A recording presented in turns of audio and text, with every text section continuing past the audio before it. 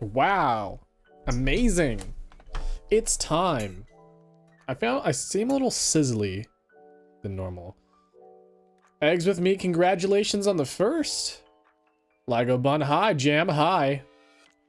Is it just me or do I just sound a little... Okay, it's just me. Sorry, it's just me. He's just me.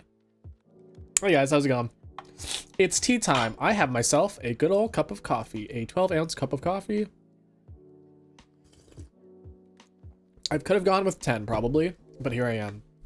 I also loaded up with a bunch of a bunch of cream. For some reason, it's doing that thing again. I'm doing that thing again, where whenever I go live, my nose just stuffs up, and I don't know why. I was perfectly fine before. I was like, oh yeah, I can breathe perfectly fine. Now my nose is just like, no, you don't want to breathe today. I had coffee today, so I can't get more. That's a lie. Actually, I've been meaning to cut down on a lot more caffeine. So it's actually surprising that I'm having a cup of coffee today, because I was like, I've been having too much. I've had one cup of coffee at home and one at work already. See, that's the attitude. Now you need one for tea time. Hello everybody, welcome to Tea Time.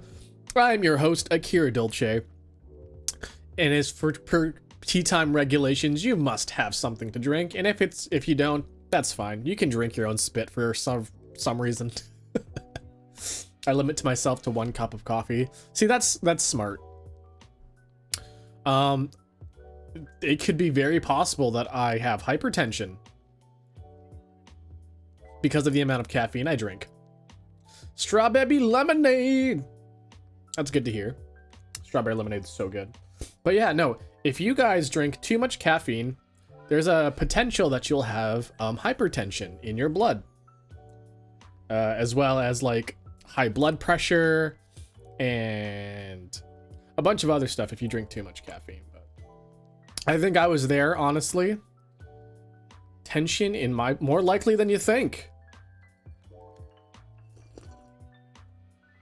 Trying to count calories again. So goodbye most other beverage options. That's fair. I'm not a calorie counter. I understand that works. That's a thing that works for people. Here's the thing. It doesn't matter what I eat. It all just goes right through me. It all just goes away. And I think, you know how like when your body metabolizes things, that makes you like warmer because it's burning off the fat, right? It's actually physically burning it off. That's why you feel warm. My body, yeah, sorry, my nose is all stuffy and I don't know why. Yeah, right through me. It goes right through me. But no, when you burn off your calories, it actually like burns. Not like painful, like, you know how like it's like how like water evaporates, right? Sure, you can like have a nice rolling boil and that'll evaporate your water really quickly, but no, it's like, but you can just simmer your water and then that water will eventually disappear. That's how your body fat basically works.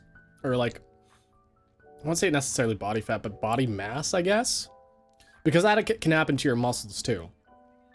So yeah, you're basically setting yourself on fire when you lose weight. And I think that's why I'm so warm-bodied. One, I'm a thin young lad at the age of 37, and I think I don't know when I last weighed myself, but I think I'm between 135 and 142. Somewhere around there. So yeah. I can eat a shit ton. I don't know if you guys seen me eat a plate of spaghetti. But man, I can like, okay, like, you know how like when you have a box of spaghetti, right? Like one of those small boxes that you get from the grocery store. You know, you're supposed to like segment that into like 3 It's portions of 3. I segment that portions into 2, so I basically eat a big old plate of spaghetti. Like enough to fill a giant vase. So I eat like tons of spaghetti. I could eat that shit by the truckloads, guys.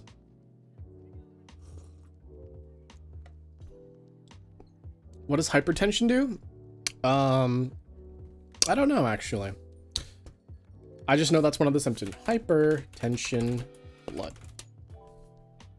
Oh, it's high blood pressure. So when you have high blood pressure, it's basically, it's harder for your blood to get through your system. Yeah, I don't know. See, yeah, I'm not too smart either, honestly. I didn't know that hypertension was just high blood pressure. I thought it was 2 different things. I thought it was like, well, if you think about it, hypertension and high blood pressure are basically the same thing. Cause like hypertension on your not arteries, what is it called? On your veins. So, if you guys don't know about high blood pressure is actually really bad because it's harder for you to get your blood through your system because there is so much pressure. There's so much pressure on your veins that it's like hard for the blood to kind of get through. It's kind of like squeezing a tube of toothpaste, but like try to squeeze it through a small hole as opposed to like a bigger hole, right? You're gonna get like, it's gonna be a lot harder to squeeze that through. Yes, my hole. So if you think of it that way, and like you need blood for a lot of things, like you actually need blood for like 2 things, which is like getting oxygen to your body and getting your cells to move from one place to another, from one part of your body to another, which is different than your nerve cells, which your nerve cells are already part of all over your body. Think of that feeling when you're super angry or stressed out and you want to pass out. Is that how that is? Symptoms of hypertension. You know, I should probably go to my local Walmart or grocery store that has a pharmacy and has one of those blood pressure things. I should probably go check that out. What is blood pressure? That's what blood pressure does.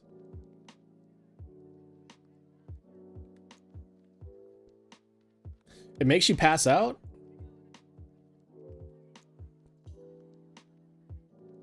Well, so here's like some symptoms according to WebMD. Actually, it's not WebMD, it's mayoclinic.org. I don't know if this is a good website or not, but I'm here.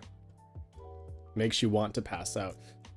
So it just says headaches, shortness of breath, and nosebleeds, which are things that I sometimes experience. I have nosebleeds once a year, by the way, guys. Did you know that?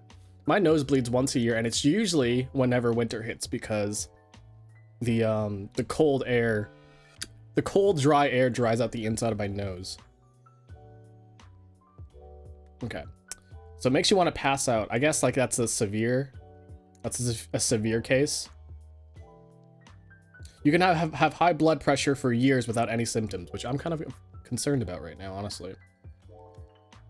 Blood pressure screening is an important part of general health care. How often you should get your blood pressure checked depends on your overall age and health. You should ask your provider for a blood pressure reading at least every 2 years starting at age 18. Oh shit, I haven't had a blood pressure test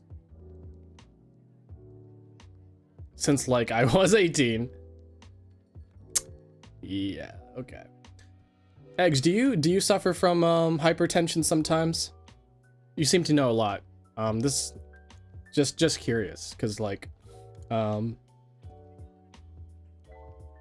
I've not seen a medical professional of any time in like 5 years. That's probably a bad thing, and you should probably get checked up at least. But you know, America, blood pressure cuffs are easy enough to get. We have an electric one in my house. Ooh. Isn't technology great, guys? I love technology. It's wonderful. Ask your provider for a blood pressure reading. Yeah, okay. 18 to...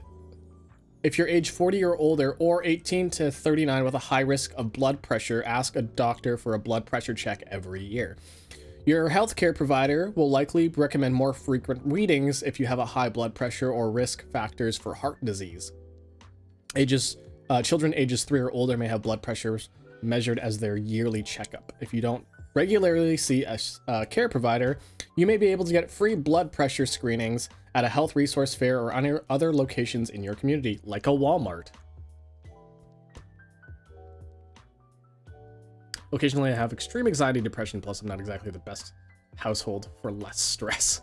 ADHD, yes, ADHD pals, let's go. I'm not even sure if I have ADHD. I might have, what's that called? Generalized anxiety disorder, because apparently generalized anxiety disorder has a lot of symptoms that are similar to ADHD. So, which is probably like a really good reason to get diagnosed. Well, now it all makes sense. Yes, no, I learned about that not too long ago, actually. I have a fear of getting my arm stuck in one of those blood pressure... I mean, it kind of hurts when you kind of put your arm in it. I think I did this when I was like 18, or like... Yeah, I'm pretty sure I was like 18 when I did it, because I was just kind of bored. I was waiting for someone. I think I was waiting for someone to get something like in the electronics department of a Walmart. I literally just wandered around. I got so bored that I just stuck my arm into one of those things. I didn't even remember the readings, but I'm pretty sure it was okay. Free blood pressure machines are available at some stores and pharmacies. The accuracy of those machines depends on several things, such as correct cuff size, proper use of the machines. Ask your healthcare provider for advice on using public blood pressure machines. Anxiety sucks. Yeah, I don't know, like I just booted up my freaking stream and I guess we're just gonna talk about health stuff today, I guess. I guess that's today's topic. Yeah, anxiety. It's really bad. Hashtag educational. I feel like we always learn something every time we do one of these tea times. Like we always just kind of, we pick something up. Like we learn about the 90s. That's radical, dude. Radical was an 80s thing, wasn't it? You learn something new every day. It's true. It's true. Like yesterday, what did I learn yesterday? I learned that my computer's fucking terrible and won't recognize my capture card for some reason. So yeah, that's a thing. Oh, also apparently my controller works now again. I don't know what I did, but my controller works now too. Everything that went wrong yesterday is now magically fixed. So I don't know what happened. So my original plan was to play Mario Kart. Game couldn't capture. I was gonna play like Persona or like some other game with a controller. My controller wasn't connecting.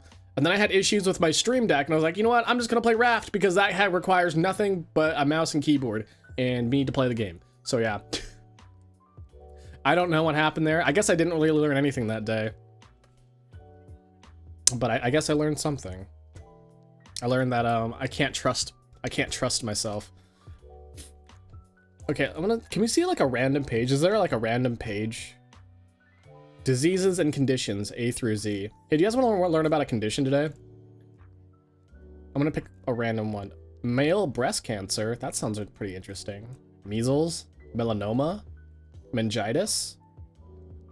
What's that, mesothelioma? What's that guy? What's mesothelioma?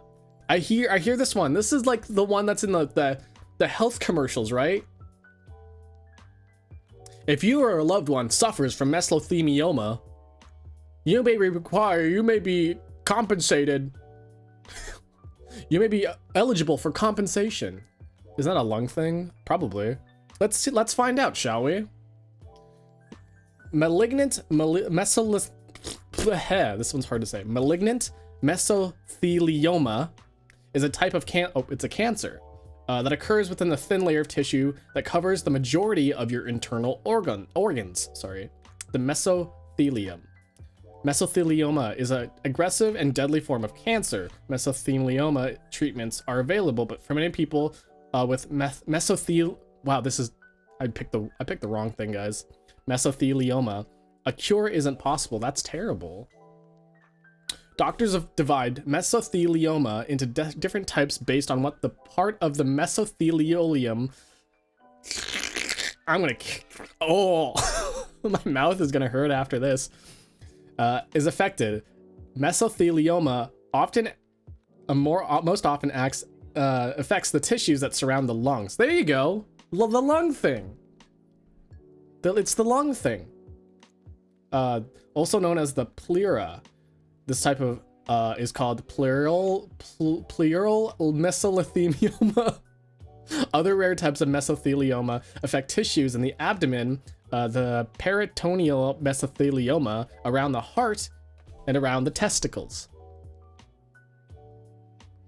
Signs and symptoms of mesothelioma vary depend on where the cancer occurs. Pleural mesothelioma. I'm gonna be the best person to pronounce this fucking word. I'm just gonna be like, wow, what's that one word for the cancer that affects your lungs? Oh, mesothelioma. Call this number if you or a loved one were diagnosed with mesothelioma. You may be eligible for compensation. Entitled to financial compensation. That's it. If you or a loved one have been diagnosed. Hold on. I know a really fun video. Mesothelioma. If you or a loved one have been diagnosed with mesothelioma, you may be entitled to financial compensation. Financial compensation. There I ruined it. Okay, this is one of my favorite. Okay, I fucking listened to this song for like for like 3 minutes straight, not gonna lie. Attention. If you or a loved one was diagnosed with mesothelioma, you may be entitled to compensation. Mesothelioma is a rare cancer linked to asbestos exposure. Call now. If you or a loved one was diagnosed with mesothelioma, you may be entitled to financial compensation. Mesothelioma is a rare cancer linked to exposure to asbestos in the Navy, shipyards, mills, heating, construction of the automotive industries may have put you at risk. If you or a loved one was diagnosed with mesothelioma, you may be entitled to financial compensation. Mesothelioma is a rare cancer linked to asbestos exposure. Call now.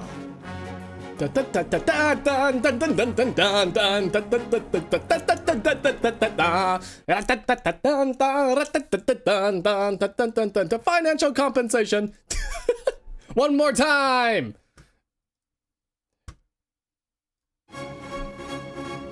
Attention. If you or a loved one was diagnosed with mesothelioma, you may be entitled to financial compensation. Mesothelioma is a rare cancer linked to asbestos exposure. Call now. If you or a loved one was diagnosed with mesothelioma, you may be entitled to financial compensation. Mesothelioma is a rare cancer linked to exposure to asbestos in the Navy, shipyards, mills, heating, construction of the automotive industries may have put you at risk. If you or a loved one was diagnosed with mesothelioma, you may be entitled to financial compensation. Mesothelioma is a rare cancer linked to asbestos exposure. Call now. Oh, the financial compensation. That is so good. This part just there's a mesothelioma. You may be into financial compensation.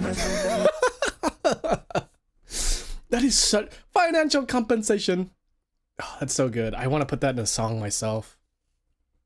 It's so great. Anyways, yeah, that's mesothelioma. Yeah. We were learning about that. I guess that's why it popped into my brain. This is fate, guys. This is not just like a coincidence that I picked mesothelioma. No.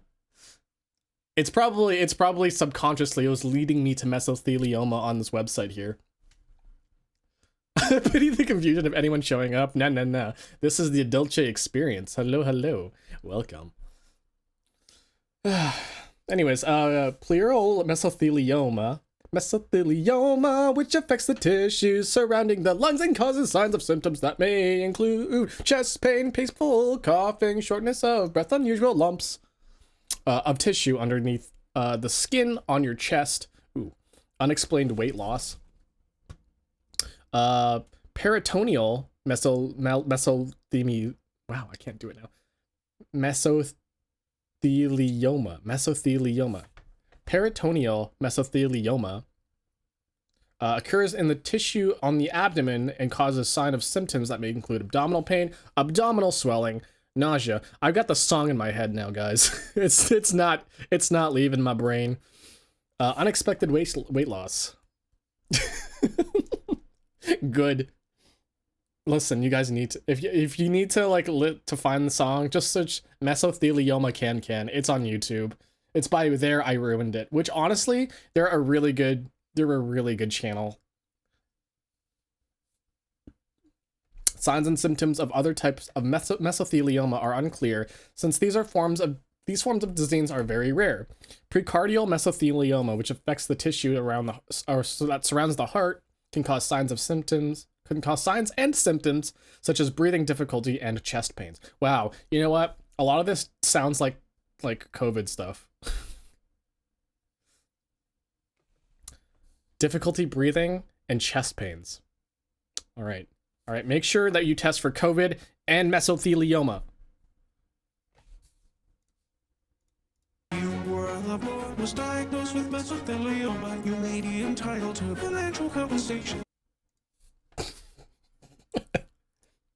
The tunica vaginalis, which affects the tissue around the testicles, may be first detected as swelling or a mass on the testicles.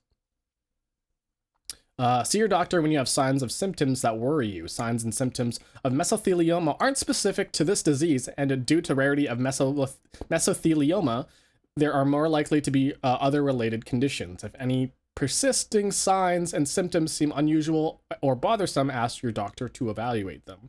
Tell your doctor if you've been exposed to asbestos. Please? No. This is my stream. I'd get to choose the music. In fact, there is no music. So we're going to put on the song again. If you were a loved one was diagnosed with mesothelioma, you may be entitled to financial compensation. All right.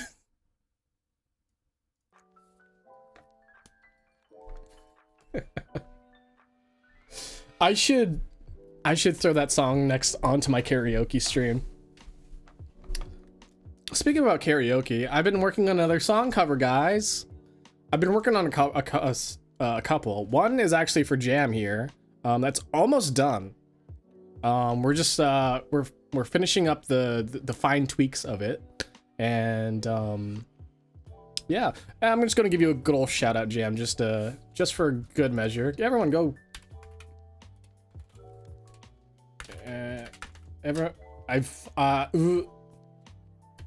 Hold on. Jam keys.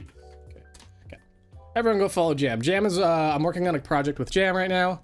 What's the song, I may ask? The song, I don't know, can we say it? I mean, you technically already released it, but I'm remixing it because I think I had like 2 weeks or something to mix it. And at that point I was using like old, well, not, I wouldn't say old, but like I was using inefficient technology at the time. Someone throw something at him? No, why? So it can put on mesothelioma again? Listen. What song I may ask? I don't know. It's up to Jam to release that information, I guess. I guess it's on my Tumblr, I guess, too, if you guys want to check that out.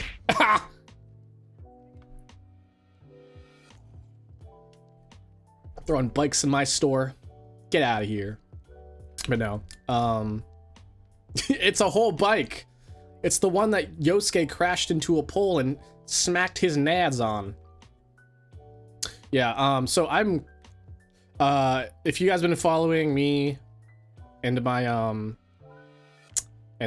my covers and the stuff that I've been working on, a while back, actually a subathon incentive that happened, I think last year. No, half a year ago. I'm finally finishing that up. So the first one that I'm working on right now is Mog Mogu Yummy by Okayu from Hololive, Nekomata Okayu. And so there was a huge problem with that one. Is like, I have no idea how I'm going to do this because it is kind of complex. So it took me a while to understand like how I wanted to go about it. And then the second one that I'm working on, which is also almost done, is Astro Girl by Tsukumo Sana, also from Hololive. I guess I'm just going to be a Hololive cover artist from now on. I mean, I could preview them for you guys today, honestly. Only Hololive. My next one is actually, currently, the one I'm working on right now is a song from a very popular anime that released this season. So I'm not going to say exactly what it is because I don't know if I'll actually continue with it because it's actually a pretty hard song. And there's going to be a lot of processing, which is going to be it's going to be really fun for me. Is it Pop Team Epic? I'm just going to spoil it. It's not Pop Team Epic. Although I haven't even watched season 2 of Pop Team Epic. I love the first season so much. But it's pop. I'm just gonna say it's pop. It's a popular song. And there's a reason why. You talked about it yesterday, yeah. But now you have to go back into the VOD to see what I was talking about. Is it a Chainsaw Man thing? I can't say. I will not say.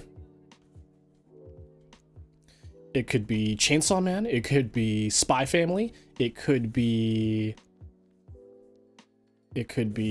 My Hero. It could be... Is My Hero even airing this? Because it's not even... I guess I ruined it that it's not My Hero. I don't even know if it's airing this season.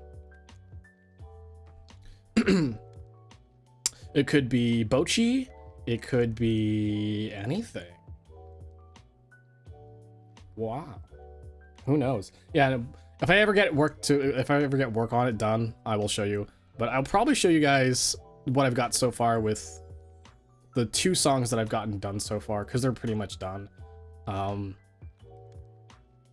need to get lyric videos and artwork done, and then I can release a video, and then that'll be done. It's been nice. Okay, if any of you guys, and if any of y'all want mixing, if you guys want to do a cover, I do accept work. I should probably get a commissions page, honestly, because I need to work on my portfolio for that. No, for no reason other than that I just want to have a portfolio for my music mixing stuff. And right now it's only vocal covers, which is fine because like there's a kind of a big market for that in the VTuber community. And it's something some people might think it's like not as simple as, like they think it's like super simple, like you throw on a reverb and then like that's it. Oh no. I like to throw on like effects, and like you need to, the thing with covers is that if you have the original instrumental, you kind of want to match like the reverb with the original sound space. Because if you just kind of throw on whatever reverb, you're gonna have like a little bit of a disconnect between the vocals and the instrumental because they feel like they're in different spaces. Wow, look at me. We're gonna talk about audio mixing because that's something I'm really passionate about. We need to wait 6 months or longer for the newest covers. I now have time. I now have time to actually work on it, so it'll be a lot quicker coming out.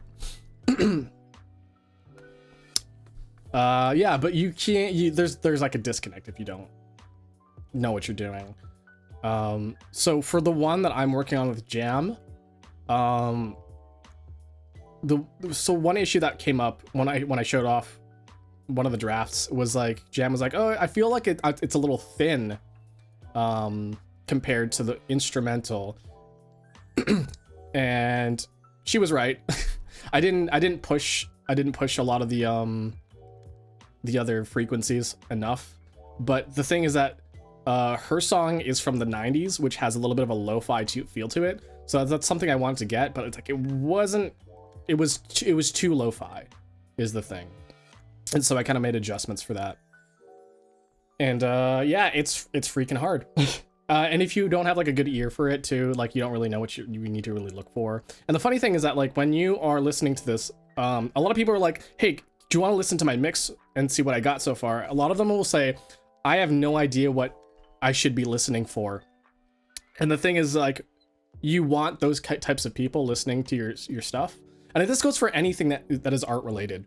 Like, is it like visual art or, you know, like acting or like anything that requires, you know, opinion, I guess. Anything that is subjective, not objective. You can be like, hey, check out my math. Is this correct? They can be like, yes or no, or becoming Australian over here. They'd be like, yes or no. But if it's something that's very subjective, you want people who have no idea how to do that stuff, because they're the audience that like will pick out something that does not seem right. If you show out like a really intricate art piece to somebody who is knowledgeable in that stuff, they'll pick up the small tiny details. But if you show it to somebody who is not a really art snob, if you show a painting, they're like, this is the feeling that I get from the painting. They won't be like, oh, I don't like the technique that you used here. Oh, I don't like the color balance. You can just be like, something feels wrong. And if they don't like it, then it's like, okay, well then there's something that I could work on. Or like they'll pick out the things that are kind of obvious that aren't really, that you wouldn't really think of as you're looking to the smaller details. They have the bigger picture while you have the finer details. Yeah. So whether it's visual art, when you're like looking at an art piece, here's the thing. I have no idea how to draw. I have no idea, but I always go to my friends' pieces and be like, if they're like, hey, what do you guys think of this piece? I'll be like, oh, the arm looks really freaking weird. They have a better sense of anatomy than I do, but if I look at it and be like, the arm looks weird, they'd be like, oh yeah, I guess it kind of does. It's a really good example. In fact, that happened to me like a couple weeks ago. So yeah, get those people. If you guys are an artsy people, if you are artsy people out there, go find those people. Go find those friends who don't know anything about it and be like, hey, can I get your opinion on this? It'll help you so much, guys. And if you want to do covers, Dolces looking for work. Can you pick a number between 1 and 10, please? 4. What'd I win? What did I win? Did I win mesothelioma? Can I be entitled to financial compensation? I'll definitely do more after those 2 old ones get polished and posted publicly. Yes! Akira Dolce gets work. Yeah. A pose? I can't pose properly, but you know, just imagine that I am. If your loved one's diagnosed with mesothelioma, you may be entitled to financial compensation. Ugh, I gotta get this song out of my head. Alright, you know what? I'm gonna get the song out of my head. We're gonna listen to one of my mixes today. You guys are going to be subjected to my mixes.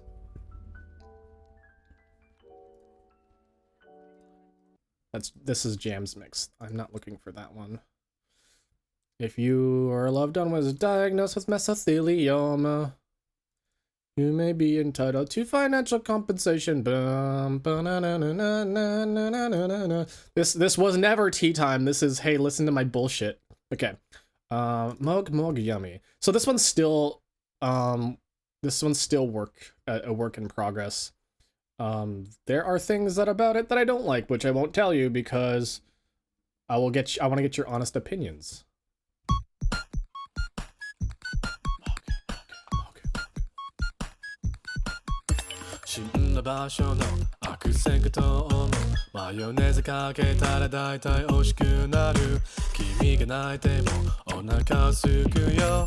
初期できなかったごめんごめん酸いも甘いも勝手に食べてご迷惑かけしていますパチナを聞いて変な味のジュース心を無にして飲みてみますああコント情報型のレストランで嘘パチのメニューにおちょこぼして君ともぐもぐもぐもぐ銃撃戦の真中でもぐもぐチビもよ腹ペコの群れ満腹になる未来を願っているよもぐもぐもぐもぐ世界が終わる前にもぐもぐやみまじかみやみやみありのまんまもぐもぐやみまじかみ今夜味わうんだうまうま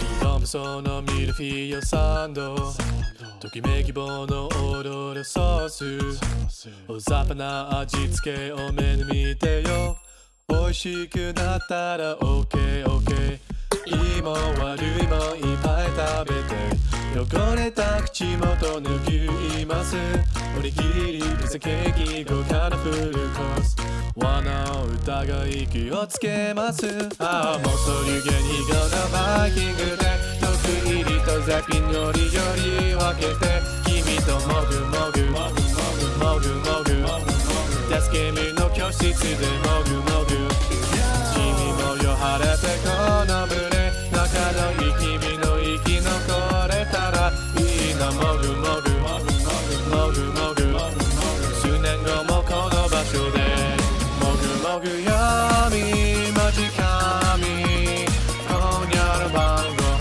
はもぐもぐ闇間近み次はお前の番だもぐもぐ闇間近みやみやまありのまんまもぐもぐ闇間近み今夜味わうんだうまうまもぐもぐもぐもぐもぐもぐもぐもぐもぐもぐもぐもぐもぐやみもぐもぐもぐもぐもぐもぐもぐもぐもぐもぐもぐもぐやみもぐもぐもぐもぐもぐもぐもぐもぐもぐもぐもぐもぐやみもぐもぐもぐもぐもぐもぐもぐもぐもぐもぐもぐもぐもぐやみやみ So one of the things I don't like about it right off the bat that I'm like, I need to fix that. My dynamics are all over the place, and I need to like, I need to compress that bullshit. You sound a bit dead inside, yeah. I'm not gonna lie. That was kind of like the feel I was gonna go for it though, because like I was supposed to go for laziness, but like I guess it kind of comes off as dead.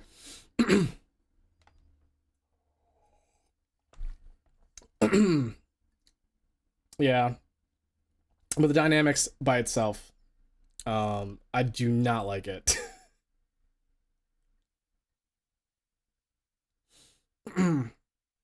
There's times where like the vocals push really through nicely, but then like it gets covered up immediately. I didn't want to be rude or anything. Yeah, no, I feel it too. This take was, if you guys were around for when I did this, I actually recorded myself streaming my cover of this. How many takes did I do? I took way too many takes. And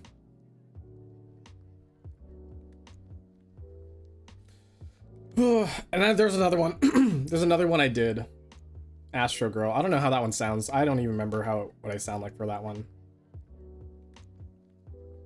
The music would cover, yeah. So the thing with this song in particular, this song is really, it's really compact, and I don't really like working with it because, hold on, there's parts in it. Hold on, where is it? マヨネーズかけたら大体美味しくなる美味しくなったら OKOK Say it's very thin here. I wouldn't say very thin, but like it's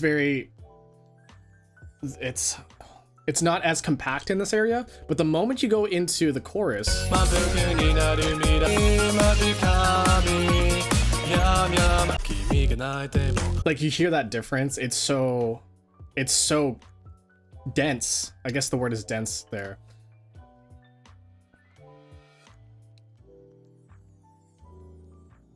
And I guess the one thing I could probably do with that is automation, which I don't like doing.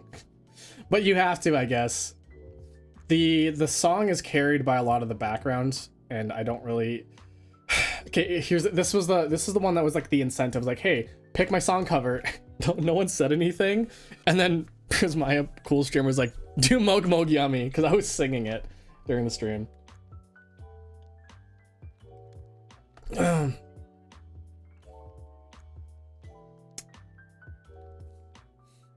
I honestly just might redo the entire vocals, thinking about it now. Because there are the times where I don't sound like the times where I sound dead inside. That sounds weird, but no, the times where I do sound dead inside, it sounds appropriate. For example, a little bit of the chorus or the verses.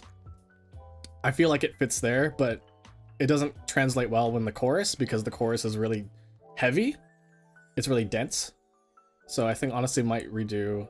And the other thing is that I don't like re-recording weeks apart.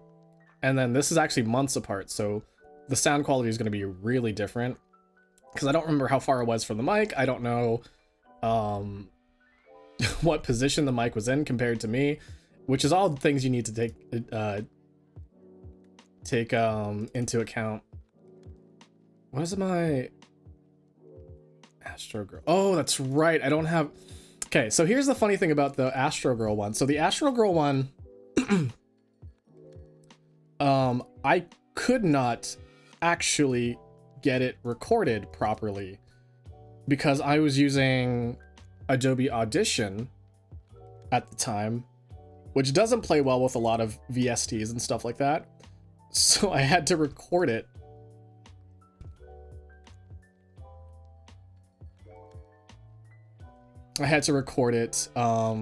Via, fuck, what is it called? OBS?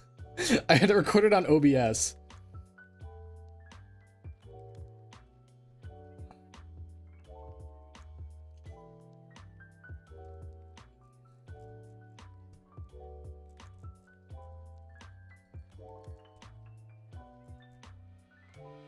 Why is this? Oh, it was like, why is this posted twice? It's because I'm dumb.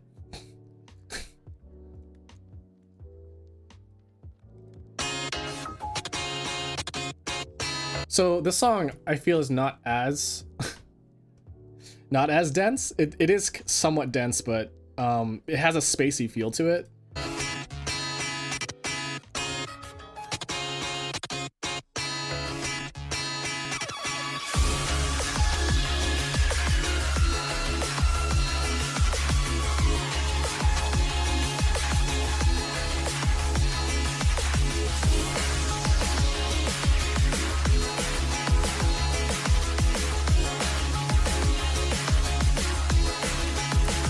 Starlight, you shine, illuminate the sky.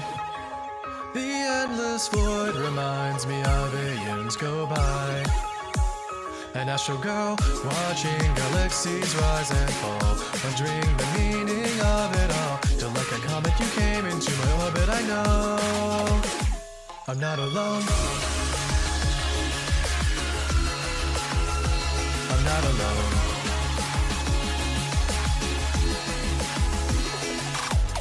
When our hearts grow bigger than the sun, there's no challenge we can overcome. Send them over and watch a supernova explode. I'm not alone, now you are here. The constellations are so clear. No gravity is pulling me, oh, until our hearts collide. My satellite, the darkest nights, got the cosmos at our feet. But you are all I need, but we just begun. I know we'll make it, 'cause somehow the universe is fun now. not alone. Sunrise and night can be so intertwined. The event horizon line between darkness and light. An astro girl watching his story come and go, pondering the punchline of the joke. To look at comet, you came into my orbit, I know I'm not alone. I'm not alone.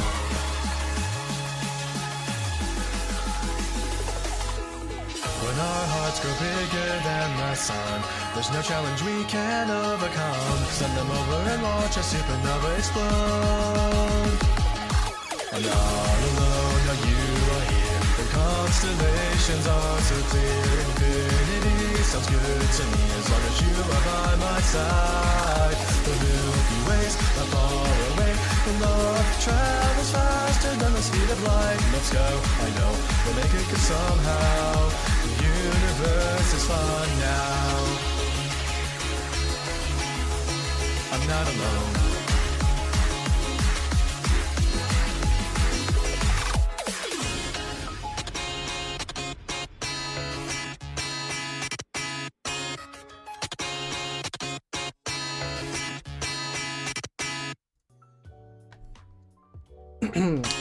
Hey, cut that out. That one I like a lot better. Compared to the other one I would just listen to, like this one's so much better, I think. But there's still like do it again. Issue with the voice is covered by the music. Besides that, it sounds great. It sounds great with a higher voice in there. Maybe I'll try that. Maybe as a like a voice doubling.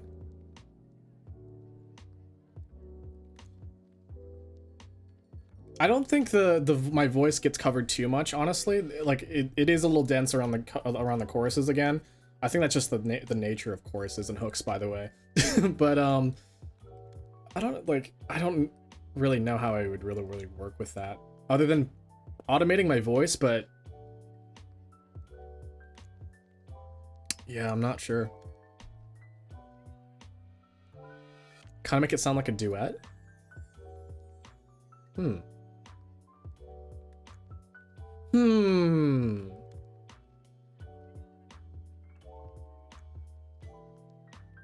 That's an interesting take. I'll think about it. I'll think about adding a probably. Oh, you know what? You know, maybe adding probably layer. You know, I'm I'm thinking about it now. I'm like, wow, it's such an obvious thing to do that I didn't really think about now. But you can layer your voice to make it stick out more. And that's probably what I should have been doing the entire time. But that would require me doing a bunch of takes. You know, have you guys seen like the raw files for like an actual like pop song? Like a song by like a professional producer? There are so many cuts. The artist will take like around like anywhere between like 20 and like 40 takes, maybe more, and then there are so many like cuts that will like, okay, this is usable, this is usable, this is usable, and they basically just like Frankenstein all the takes together and take the best parts of every single one. Oh my god, it's crazy. I don't do that. I take the best, and if there's a mistake, I'll patch something in. I've seen them. I lived through recording shit in college and stuff. Yes. They tell us to do it like that, but that takes so much time, and I don't have that time in college.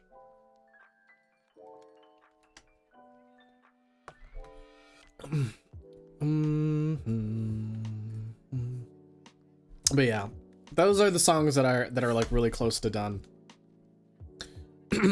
They just need to get a little work done. Maybe this is just my toxic mixer trait, but like maybe I just have a problem with vocals being too forward. I think this is just because I might be in a band. I was a bassist, a guitarist, and a vocalist, So I want different parts to stick out more, and I guess vocals don't really stick out to me as much as important as like the back melody. I heard myself singing it at a moment where I just redo everything to get at what I want.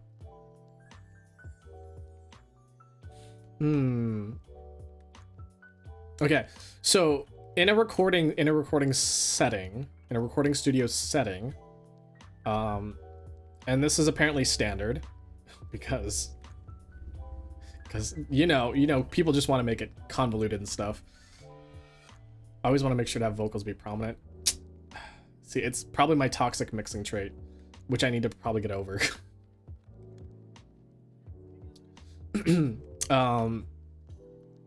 When you record vocals for a song,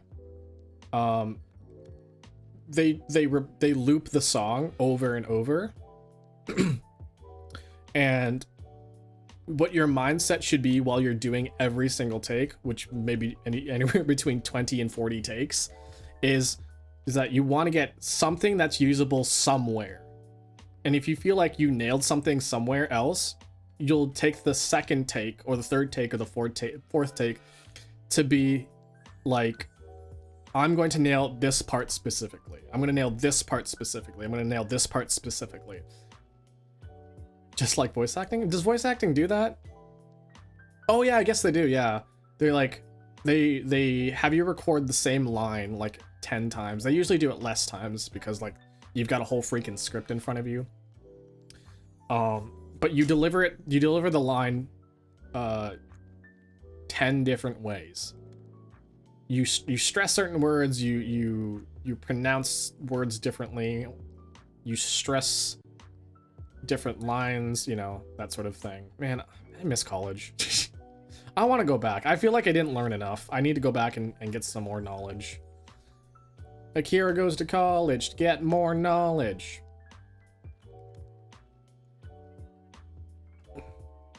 Oh man, my stomach. Oh, okay. I had creamer in my coffee, and the thing is, like, your boy's lactose intolerant, but I thought it was lactose-free creamer. Is it dairy-free? Lactose-free, yeah, it's lactose-free. Maybe it's just the coffee thing, you know? Coffee's not good for you. My dad keeps wanting me to go back to college, but it might be because he has a master's degree. Yeah, master's degree, I don't know. I don't know how I feel about degrees, because, like, are they worth it? It says like, hey, I'm willing to go through some bullshit. I'll be right back, guys. I'm gonna use the bathroom. Please enjoy the soothing sounds of my background music.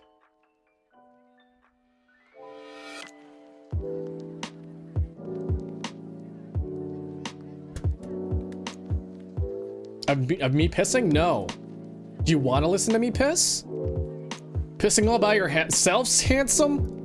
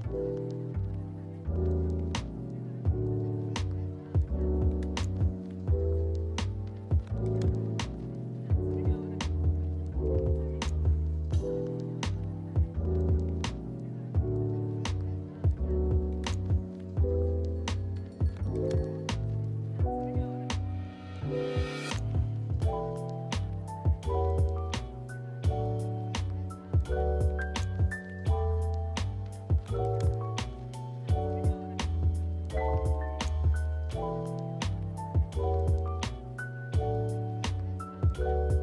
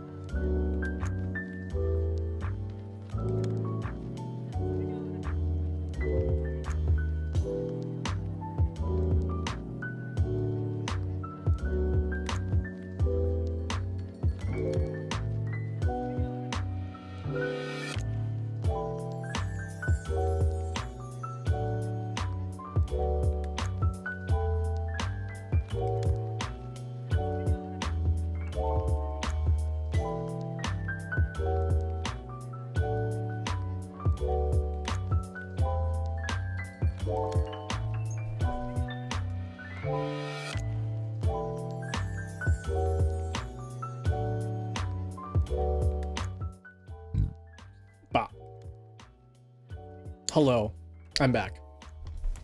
So, my light went out. My light went out in the bathroom. The bulb burnt out, so I had to go in the dark.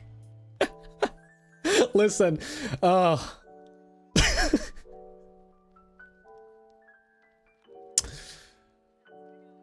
going to the bathroom in the dark, sitting in the dark all by yourself. Listen. I flicked on the light, I just hear and then just darkness. I was like, okay. So I was like, all right. So that was my experience. How was your day? Oh my god. Yeah, I wouldn't recommend that experience to anybody. It was kind of terrifying. Not going to lie. You guys shower me and dogs? Shower me and dogs.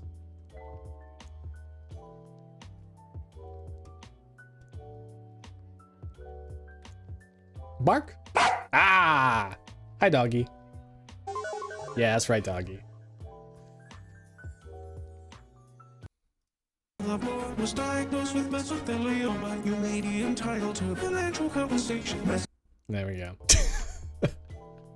I've been trying to figure out how to make a bunch of mods work together in Minecraft. So far, it's not doing well. No, we listened to my music to get that song out of my head. I just ruined it. All that work was for nothing, guys. I just realized I suck at drawing hair. Drawing hair is fun. So my advice, which is not the best advice because I don't know a shit thing about drawing. So this is the thing that I picked up, is that you draw your hair in sections. If you want, even if you want it to make it look like realistic or whatever, you just like kind of imagine. You kind of just imagine. Okay, for example, my hair, it's really nice and cool. I shampoo and conditioner. Do you like it? Anyways, when you get like when you do hair, let me get real nice and close to you. You do like the little segments. So like the hair that's covering my glasses right now, like you can see there's a big chunk there. It looks like a W, or like a, I don't know how to describe it. It looks like it's like a three-pronged thing, right? You have the hair that's sticking out to the right, and then there's like a big blah blah blah. Can I draw? Hold on. How do I draw? I need to set up a whiteboard. I ain't got time for that. Wait. I know how to do this. Hold on, give me a second here.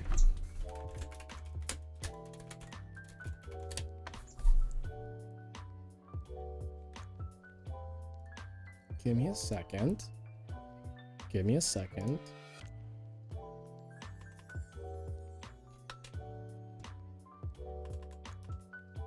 There we go. Okay, cool. So this is my cursor. It's not actually my cursor, but like imagine it is, right? So like this part of my hair, right? This is one section right here. So like you have like a big woof, right? This section, woof, and then it goes woo woo woo whoosh, and that's one section. And then you get this section of here, which is just whirl, this section. You got a third section that's like this, a third section that's like this. And then like, even though there's like several different like strands in here, you see that like in here, there's like a thing, like a bunch of strands. You just kind of imagine it in different chunks.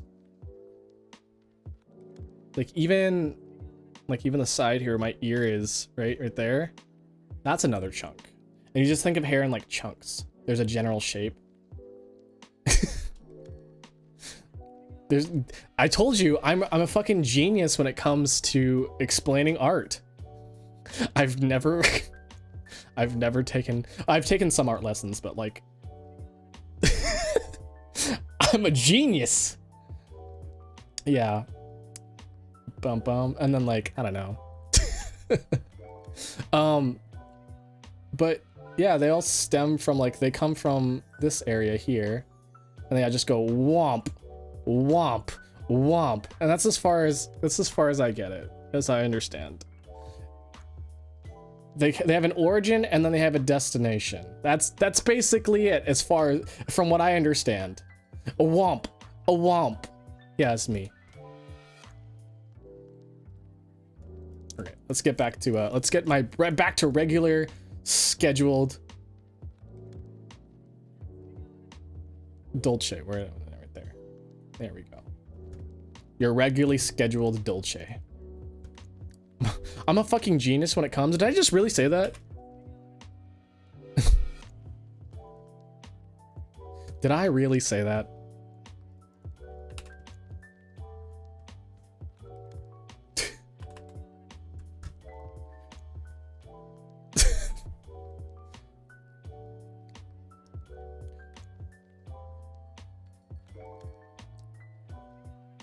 I can type what it was. Fuck, I wanted to redeem that earlier, but he said something else by the time I found it.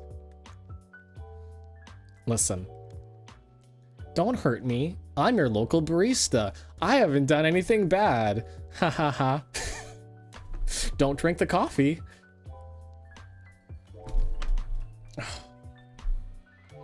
Ow! Thank you. Thank you, eggs. Ugh. Do you ever just like piss a lot that you feel like you've lost weight? Like, you know, like that feeling. Sorry, we're getting to degenerate talk here.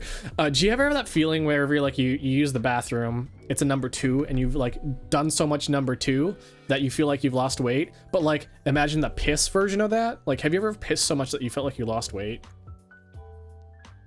It's a feeling. It's a feeling that I feel deeply. What is that from? It is a feeling that I feel deep. Oh, Duang! That's from Duang. Ugh. What a lovely Duang. Chew. Oh my god. I wish I was kind of like a JoJo fan for that era of Diamond is not Crash. I feel like did the JoJo's All-Star Battle game, did that make reference to Duong? What a beautiful Duong. Chew. I am the fucking strong. But the anime dub did? Wait, what did they reference? Hold on, I'm gonna Google this. See, Google is my friend here. A Duong reference. Dub.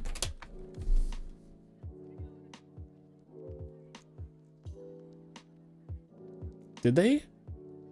I am the fucking strong. I feel you deeply. Wait, did they say that?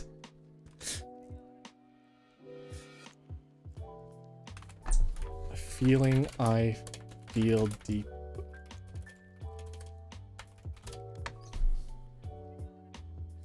Your feeling is you're feeling it. You're feeling I can feel deeply.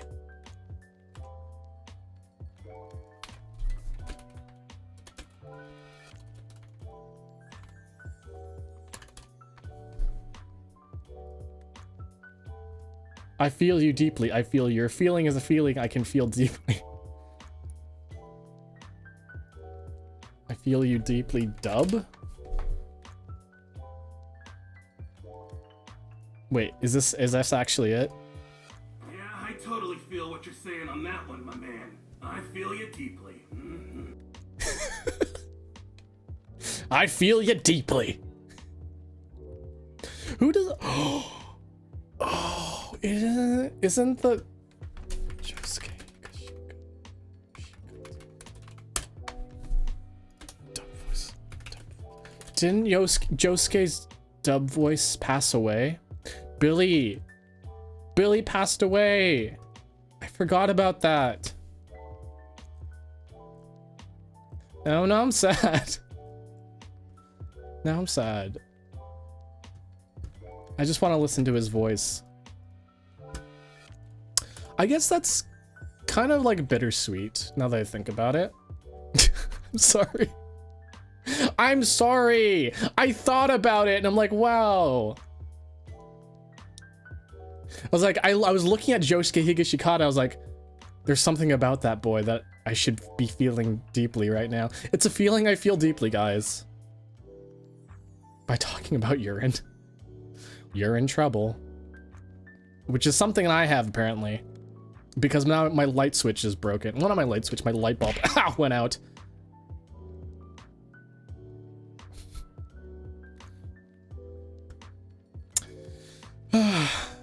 It's kind of a bittersweet thing because Billy has done voice work, right? So he's kind of immortalized in the fan projects. Not fan projects, in the projects that he's worked on. Like his voice just lives on, even though he can't do any more voices because, you know, it's kind of impossible to. It's like it's kind of like a sweet thing that I'm thinking about it. Like, yeah. What a great dude too. I loved his work. Now I'm swirling my coffee. I'm like, do you guys have these sad habits? I have a sad habit of swirling my coffee whenever I'm upset. I'm doing it now and I realized it. I was like, wow, look at my coffee go.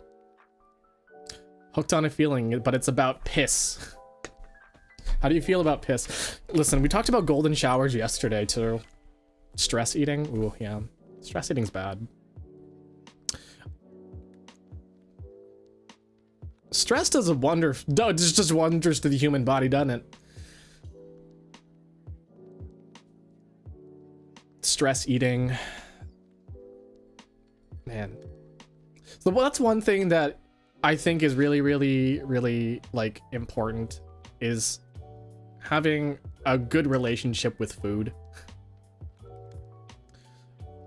Because like food is necessary to live, but too much of it can also be bad, but also like not enough of it is not good either. So like you have to have like a good like relationship with food to have like a healthy lifestyle. But if there are things that are like dissuading you from eating food or eating too much food, man, like that's physical toll on your body, not just like emotionally, but like physically. Even though like stress physically affects your body. You know when your hairs turn gray because of stress? I need to hate food a bit more. No, that's not true. You shouldn't hate food a bit more. You should respect food a bit more. The word is respect food, because like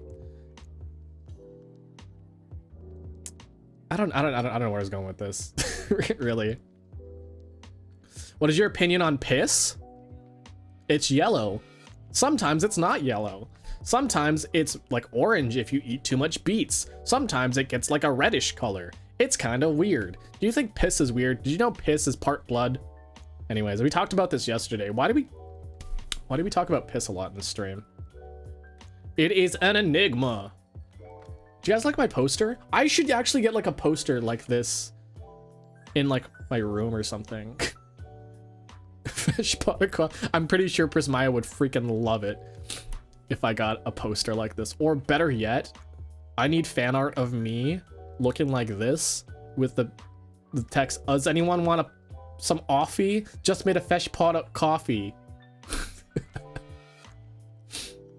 In a Subway. Is that a Subway? I will make you a post. Like, you don't have to. I'm joking. I'm joking. Eggs, you already do enough for me.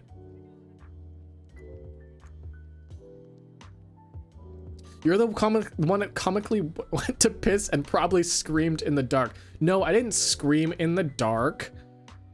I screamed when the light went out, okay? It went and then like the bulb went out. It was kind of scary, but like it went.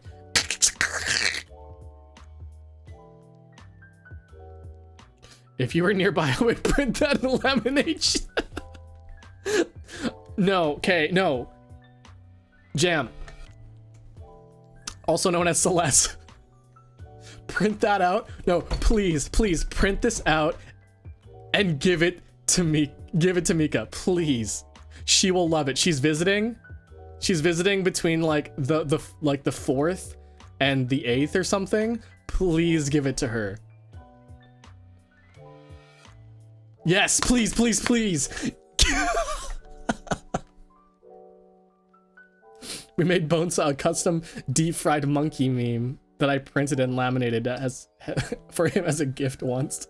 Please print this out and give it to Mika. Also, I need to know her reaction because this is like one of her favorite memes of all time. Apparently, me and Mika are gonna be planning a collab soon. I'll you laugh, you lose. So Mika's humor is very unique, where she finds things that aren't funny hilarious, and things that are funny are extremely hilarious. It's sort of like the ADHD, the ADHD humor. You know that one thing that's like, it's Veggie Tales. What's that thing called? Weed Eater? Why did the chicken cross the road? Weed Eater. Why did that predict us so well? Have you guys seen that clip?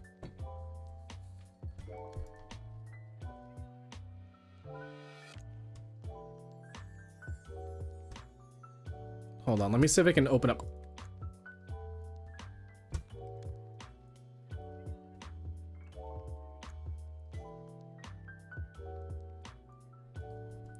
Please be the right one.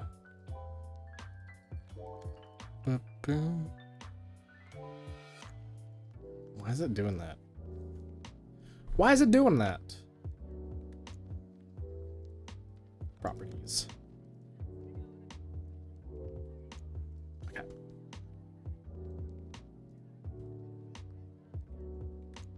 Why does it look like why does it look like that?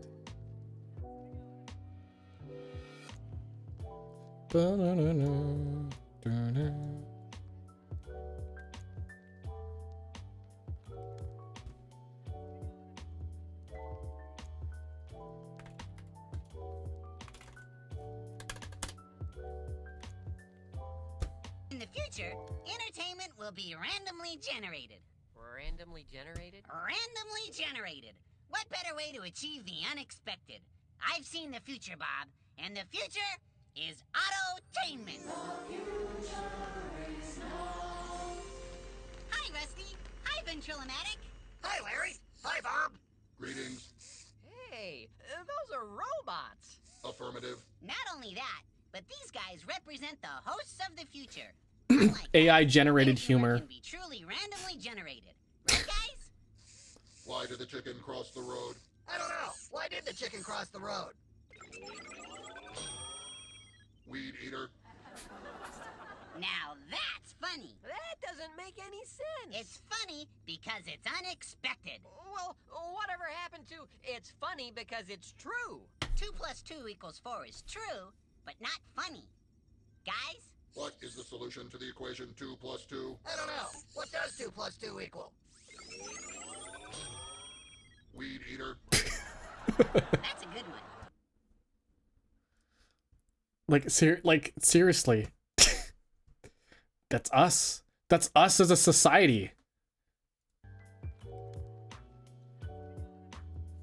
Weed eater. Ape Taro, hey, welcome. Welcome to the stream. Do you have some tea? It's tea time.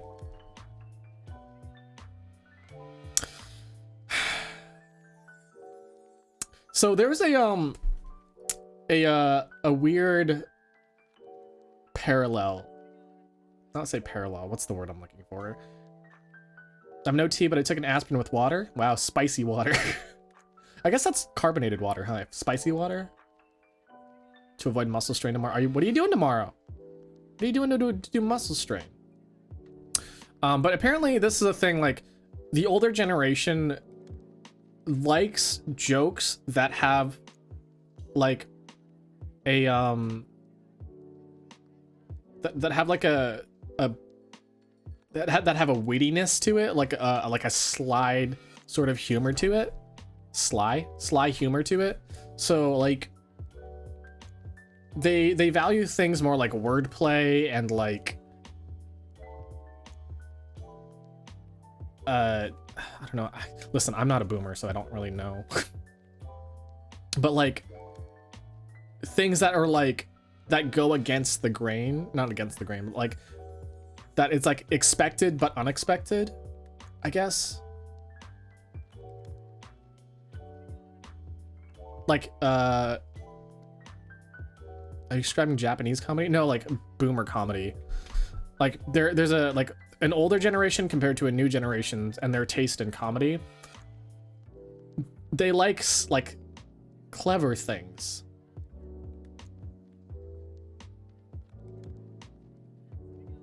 They like clever, snide, like, remarks.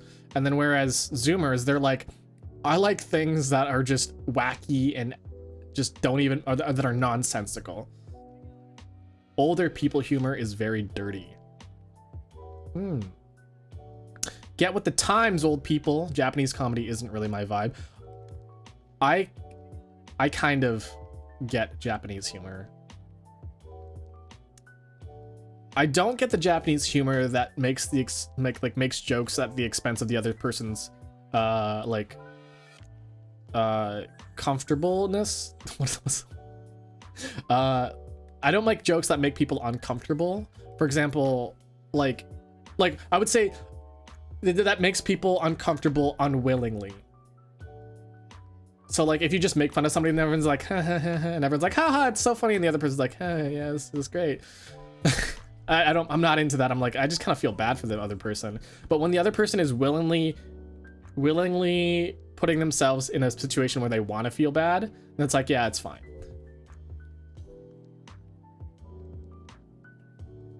Japanese humor, I usually see, has a lot to do with how things are written. So it's a very specific pun or stuff about mocking dialect. A lot of what I notice with Japanese humor is that it's very cartoonish.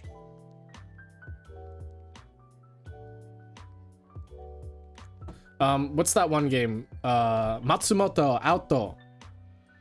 What's that called? You guys know what that show is called.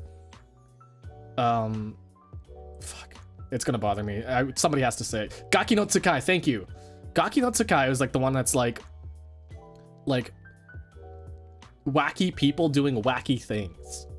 It's sort of like Zoomer humor, except it's like not. It's like a weird cross between like boomer humor and Zoomer humor.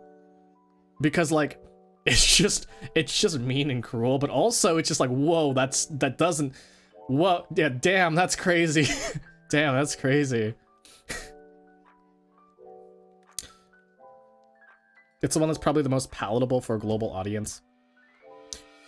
I guess that's why it's so palatable for a global audience, because it's wacky and wild for the Zoomers, but it's also like tame enough for like the boomers. It's like a weird, that's why. Wow. Revelation. Weed eater. Why do I have like fourth dimension bullshit on my YouTube right now? Are we existing in the fourth dimension? Guys, I've been getting a lot of astrophysics in my TikTok for some reason. Slapstick, yes. That's the one. Slapstick comedy.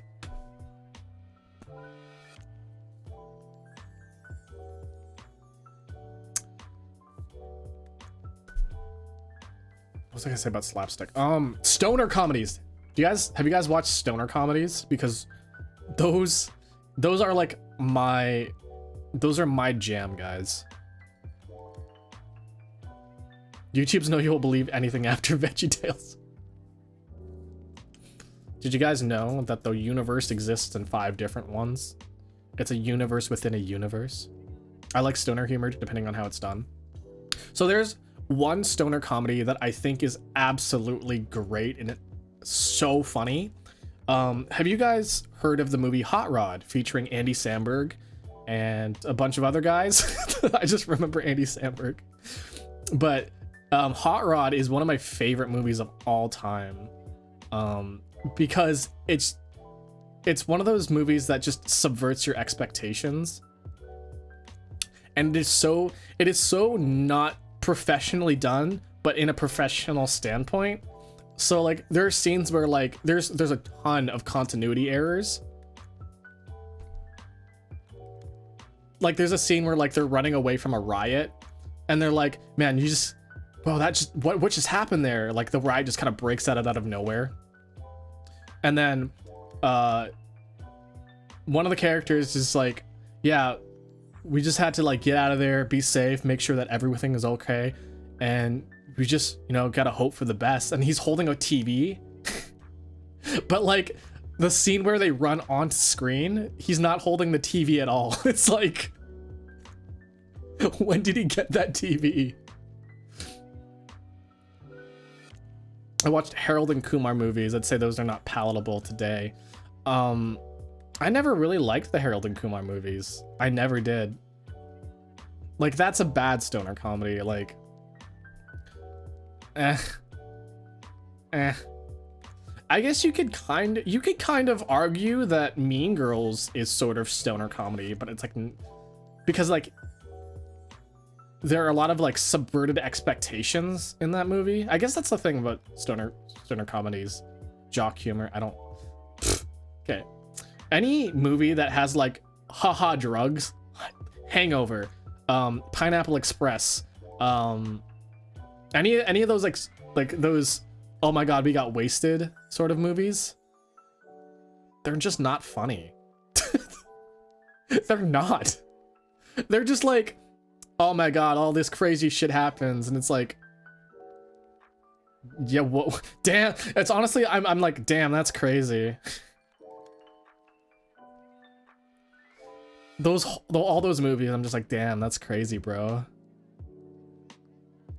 It's just very little entertainment value that I get from it. It's not very, like, I don't understand it. Funny moments? Okay.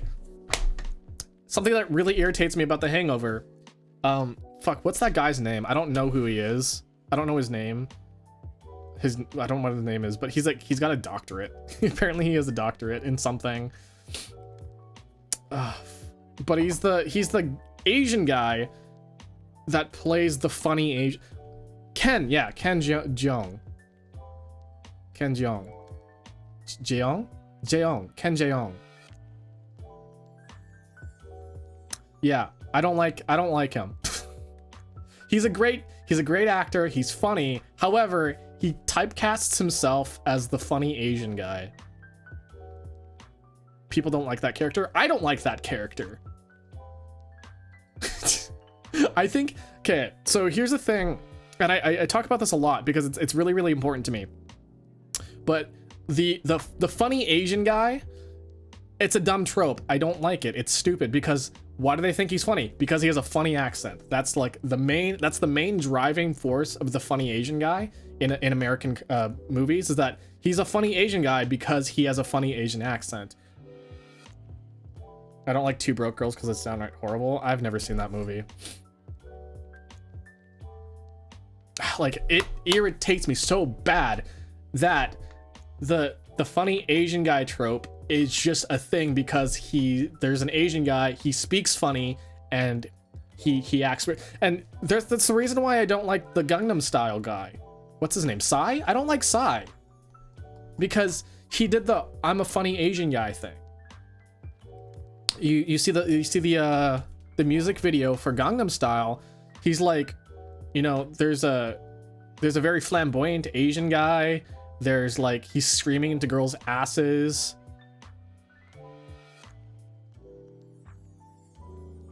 Like it's like he's doing it.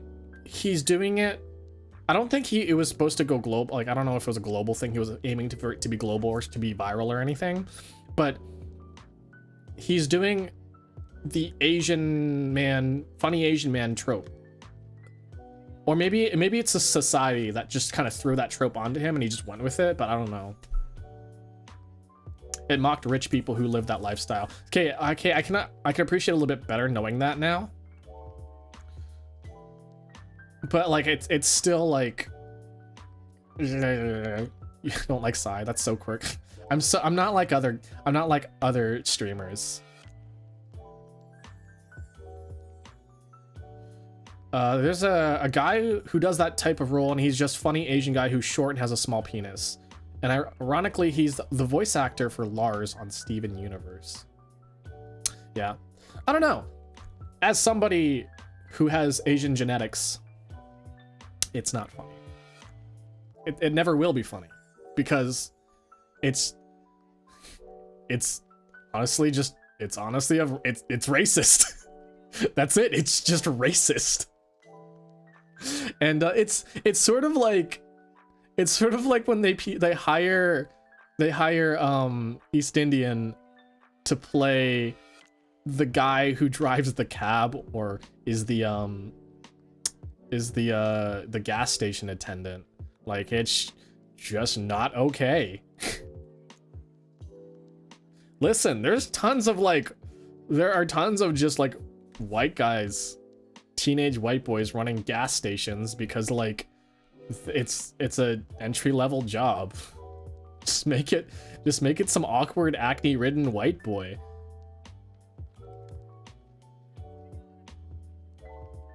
How I Met Your Mother had an Indian cab driver, but they never made it about his race. I'm trying to think if they did.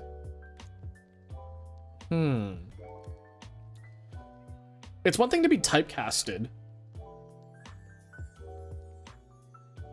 Did they give him like a weird accent? Because if they made it like, if they gave him like even if it was a subtle accent, then that'd be like, yeah, I don't know, hit a thick. It was definitely a thing about race then at that point. If it was as an accent, as an actor, he has the accent, or like as a person. Wait, he had an accent as an actor, or as a person. Okay, so he actually has the accent. Okay. Maybe he was typecasted into that. I don't know. I don't know the intricacies of that. But I don't know. They probably could have given him a different job. Was his job crucial to like the story? I think that's one of the thing.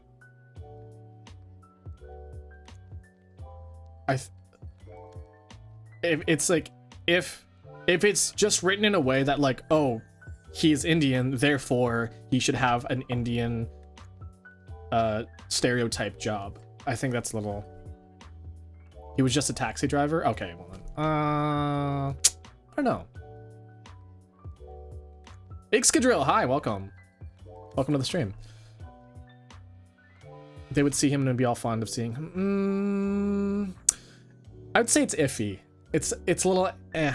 The fact that he was just a taxi driver as a cameo appearance, it's a little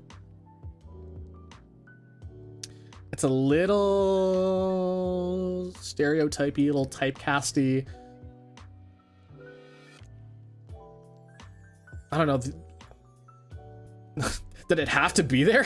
Like, if it's a cameo and he just happens to be there, I don't think that it should have been there. I don't really have a say in this exactly. I'm just kind of voicing my opinion on this. But America right now has an odd humor. America is weird, guys.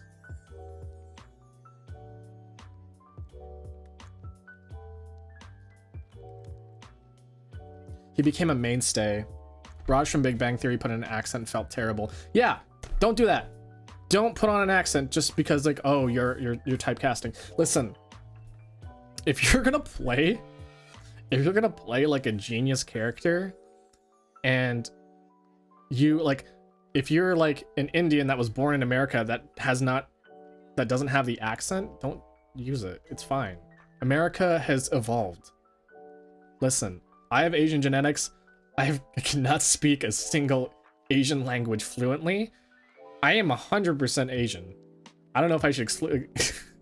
I guess it's not really a surprise, honestly, but I am 100% Asian. I do not have an accent. I've never spoken an Asian language fluently. There are such things as this. We've grown as a society to like, hey, you can be a different race and still live in America and not have an accent. I don't know. America. It's Hollywood, guys. Do you ever see Once Upon a Time in Hollywood? The Bruce Lee scene was a what the fuck moment. No. What is this? Once Upon a Time in Hollywood. Once Upon a Time.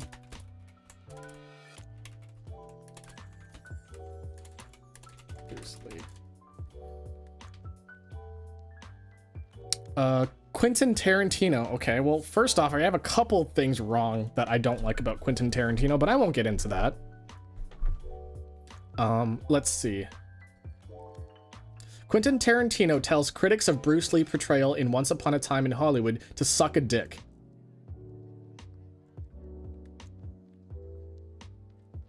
Okay, I don't know what this scene's about, but I see one screenshot and I already get the details of this scene.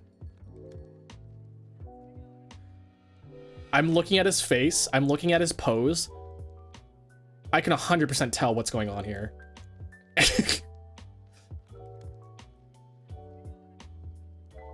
Okay.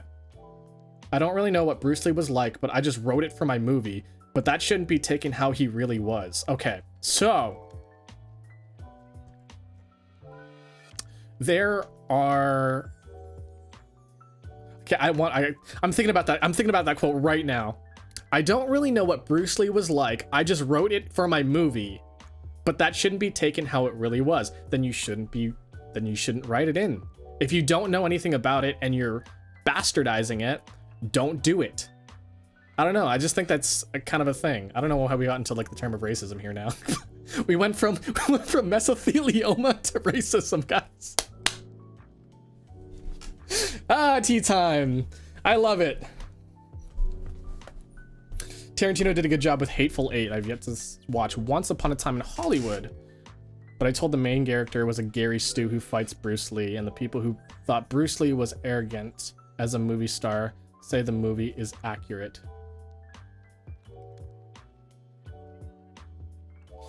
Okay, hold on. I'm gonna...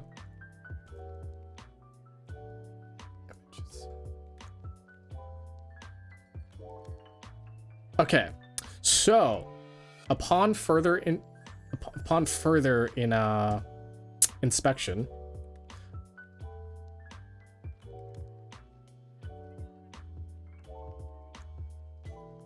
okay, yeah, okay, so as a movie star aspect, yes, I kind of understand this. As the facial expressions that this person is making, no. That's just how I see it right now. It seemed like such a caricature. That's what I'm getting out of this. Like, I see if it was accurate to how he is, like if he's like a pompous movie star, I can kind of see that. But the faces that he makes, that's not okay.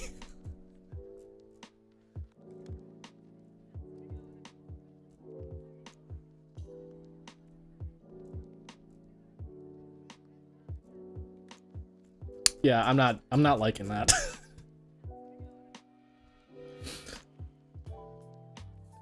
I actually don't remember many people giving harsh critic of Lee as a person. He was, in fact, beloved.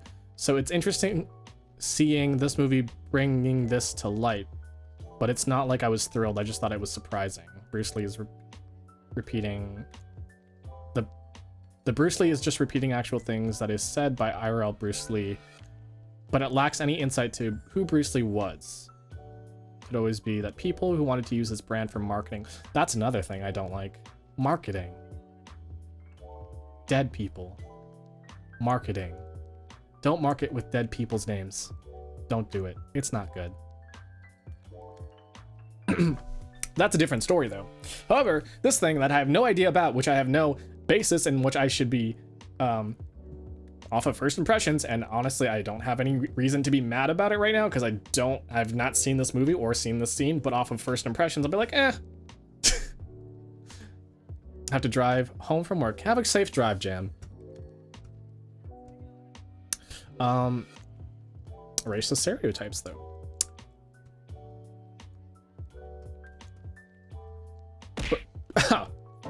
Small angry beans, thank you. Small angry beans. Why is my... Okay, let's pop this downwards a bit.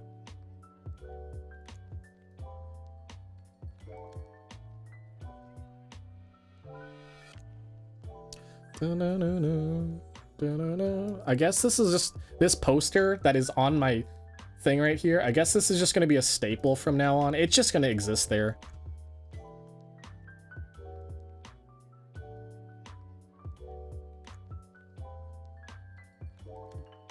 And that's just how it is.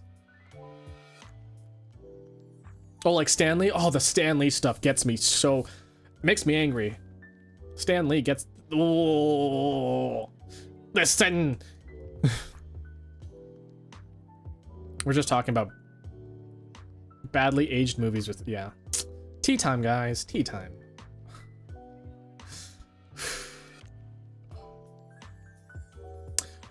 Stan Lee apparently was just like this very down-to-earth guy. One of my favorite things from Stan Lee was like, he was like, I'm sick of this who would win in a fight conversation. Who would win in a fight, the Hulk or Spider-Man? Well, let me tell you who would win in a fight between Hulk and Spider-Man. It's whatever the writer wants. If I want Spider-Man to beat the Hulk, he's gonna beat the Hulk. It was such a great... I was like, yeah, no.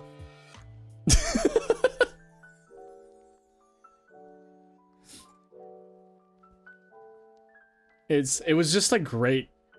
It was just a great... like, opinion. I was like, dude, fuck, you're right. I hated Bohemian Rhapsody. That movie painted Freddie in a poor light. I don't know. Here's the thing. I don't know Queen, guys. I'm not a fan of Queen. I don't like Bohemian Rhapsody. The only song I really like from Queen is the Don't Stop Me Now song. That's the only song I like.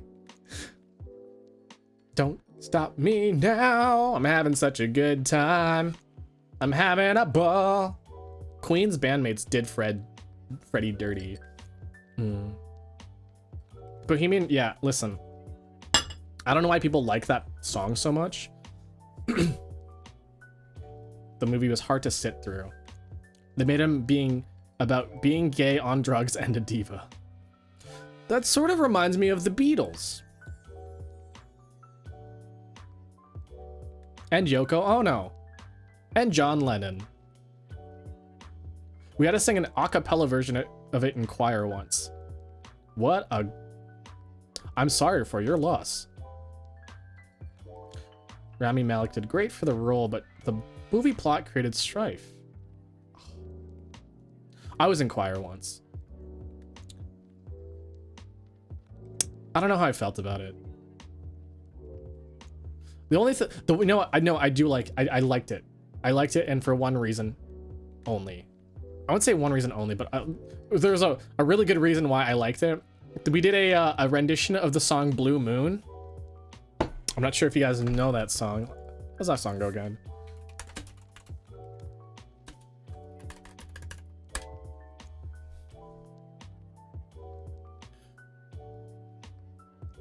can't really play it on here without it getting flagged. Clicks it anyways. Yeah, so that's the part right there. That's the part. Like bomb bomb bomb bomb bomb bomb bomb bomb bomb bomb bomb dang dang dang ding dong ding blue moon blue moon blue moon dip to dip to dip moon blue moon dip to dip to dip. That's the part I had to do. And that was the best fucking song ever because it was so just bomb bomb bomb bomb bomb bomb dang dang dang ding dong ding. That was so fun. That was my favorite fucking song. Oh, it was so good. I just really like that kind of music, honestly. What would you call that?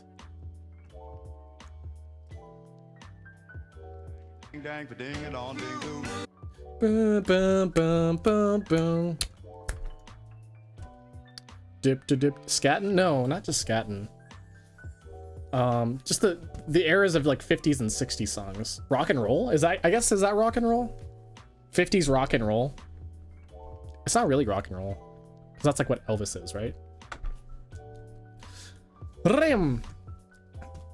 Bomb ba bomb bomb ba bomb ba bomb bomb ba dang a dang dang a ding a dong ding blue moon blue moon blue moon dip to dip to dip blue moon dip to dip to dip moon blue moon. Wow, wow, wow, wow. And suddenly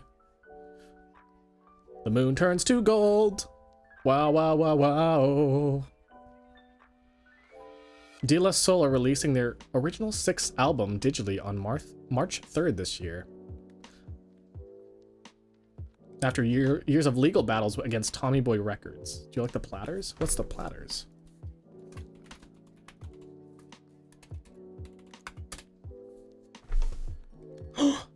I don't know who these guys are, but I'm like already liking their vibe. I'm lonely, but I play. Yes, I like them. Yes, I like them. I'm officially a fan as of now. People can finally stream their discography after 30 years of not being able to. God damn, I freaking hate legal battles with music, honestly. Did you know that that's why Earthbound was so hard to like local or to get a re-release? That and like not just music stuff, like just legal bullshit. So I don't know, do you guys know who developed Earthbound other than Nintendo? It wasn't Nintendo that actually developed it. At least I don't think it was. I'm screaming at this drawing, it sucks. I'm sure it's great. You're just being a harsh critic. Ape, yeah. Ape developed it. Not Ape Terra, but Ape. But yeah, so what happened was is that when they wanted to re-release Earthbound on multiple platforms, Ape didn't exist. The copyright holders were like scattered, like the pieces of the Triforce. So like what they had to do is that they had to go to individual people in the company and track down who had the copyright licenses for everything. And the thing is, like, since it belonged to the company, they didn't know if it belonged to the company or like individual people in the company. And if they wanted to get the rights to it, they had to get consent from every single individual who worked at the company to release the game. Is what I remember. I could be wrong, but I'm pretty sure that's exactly what happened. And so, God forbid the song sampled, which was another thing, by the way. Why did Earthbound take forever for re-release? Many people believe that music licensing or legal concerns impeded the re-release. I heard it was because of Ape not existing. Blah blah blah Undertale, blah blah blah Earthbound, blah blah blah. So this is from Reddit. So take this one with a grain of salt, guys. So the reason Earthbound took so long to get re-released was because of copyright issues regarding the music. It wasn't because of the music. They just didn't think the game would make money. That's bullshit. All the samples that were used back then weren't a huge amount anyways. Okay, that's not how that works. So this person's comment is not right. The stuff about the music was speculated from Nintendo of America employees that they passed on to Tomato.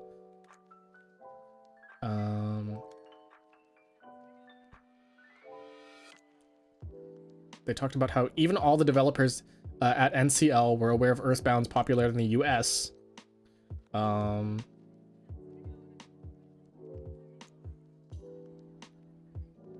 Profitability, that's not... No. Does nobody know? I heard it was because the company didn't exist. I'm like adamant about this.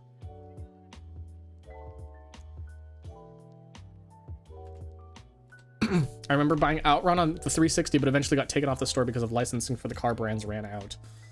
Did you guys hear about Death Stranding? Death Stranding's newest patch update removes Monster Energy from the game. So if you have Death Stranding, don't update it, don't connect to the internet, because Monster Energy is now gone because the brand licensing ran out. So yeah, I don't know what they did to replace it, but like they said that the brand for the Monster Energy, it's so funny too.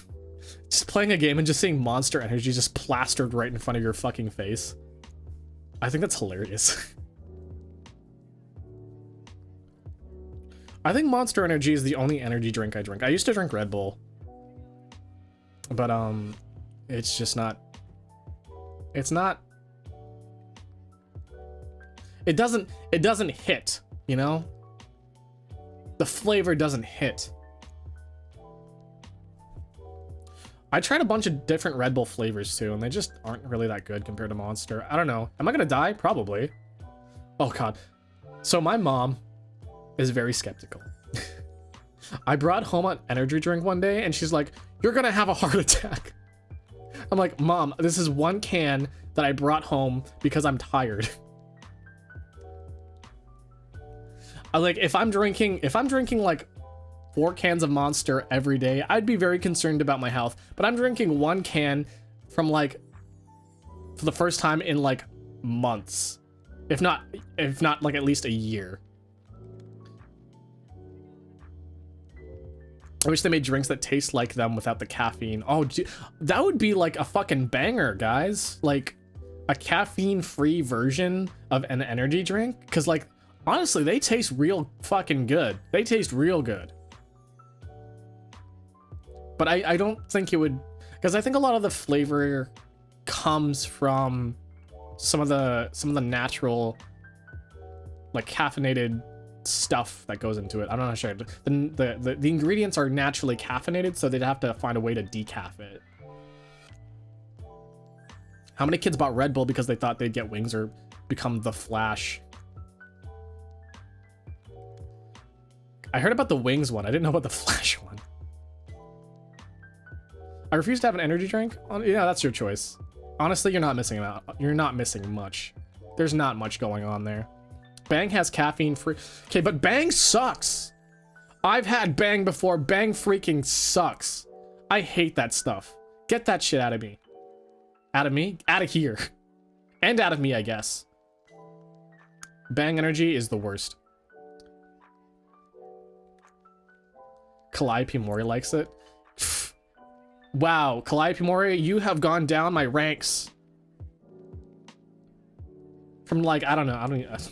Calliope Mori she's high on my list, but like, I don't know. The only one I really care about is Crony. So.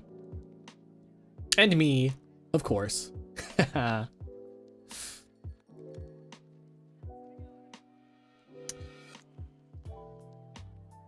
I want to have energy drinks or Coca-Cola anymore because the chemical coloring and sugar reducer is the same chemical you find in aluminum. You aren't in Hololive? Hey, my favorite VTuber, okay? Is me. I'm the favorite VTuber. Also, I'm not in Hololive yet.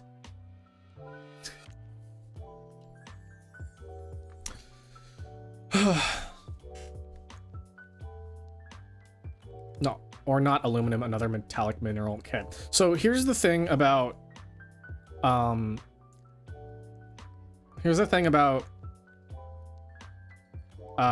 chemicals in our food and drinks and stuff.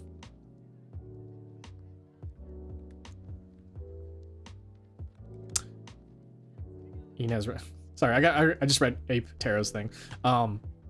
Here's the thing about chemicals in our like food and stuff. So, some things are used in certain chemicals that are not meant for consumption. For example, like, I don't have a good example. Honestly, I'm not the best person to, again, this is what I've heard. Do not take my advice as medical or anything, but like the stuff that you use in like chemicals, like clean stuff, that stuff is like, it's like saying like there's salt in like this cleaning supply, therefore salt is bad for you. No, it's like an ingredient, but it's not one to like the extent that they use it for. It's like saying like alcohol, for example. For like alcohol is like bad for you, right? Like a high concentration of alcohol. If you were to just drink. Random question: do you speak any language other than English? No, I don't. Kind of Japanese. But if like you were to drink a bottle of 99% isopropyl alcohol, that will fucking kill you. However, if you drink a nice bottle of spiced rum, Captain Morgan's, you will not die. It will fucking kill you a little bit. I guess that's the thing. It doesn't kill you. But I guess it's not really healthy for you either. But like, yeah, not a good example. But similar to like that, it's like, it'll kill you a little bit. Okay, well, that's a bad example then. I don't know. But like it's safe there's salt in it, right? Woo! The thing is that you need to do your research on this. I have not done my research, but listen, trust me, I'm a VTuber. There's one called Pussy. Oh god, fucking Pussy energy drink. I had that one once. I don't remember it. Hollow Stars Tempest. Did you guys hear about the announcement coming on the 4th? Tomorrow. Apparently they're gonna announce a new generation tomorrow. They're not gonna like drop new VTubers that day, but like they're gonna announce what the they're probably gonna like show the silhouettes or something.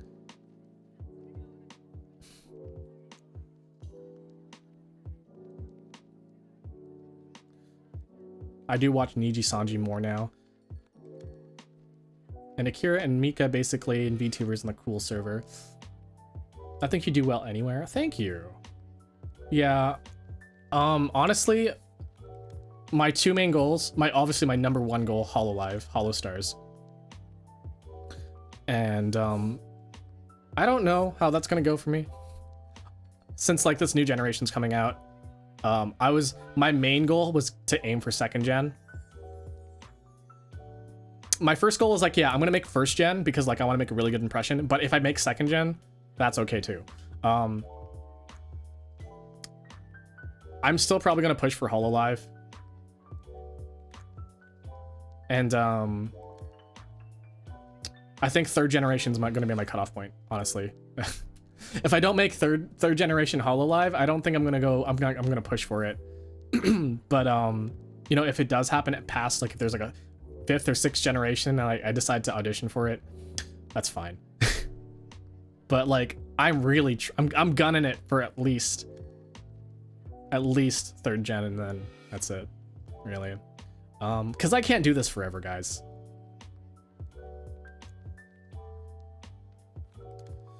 V Shoujo did a male roster.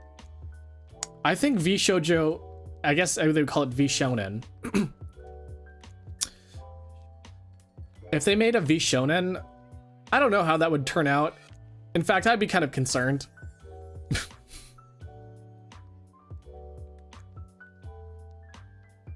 If you go to Hololive, please say welcome, want some coffee, anything, and we'll know it's you. Listen, if you guys are fans of me, or at least like have watched me a little bit,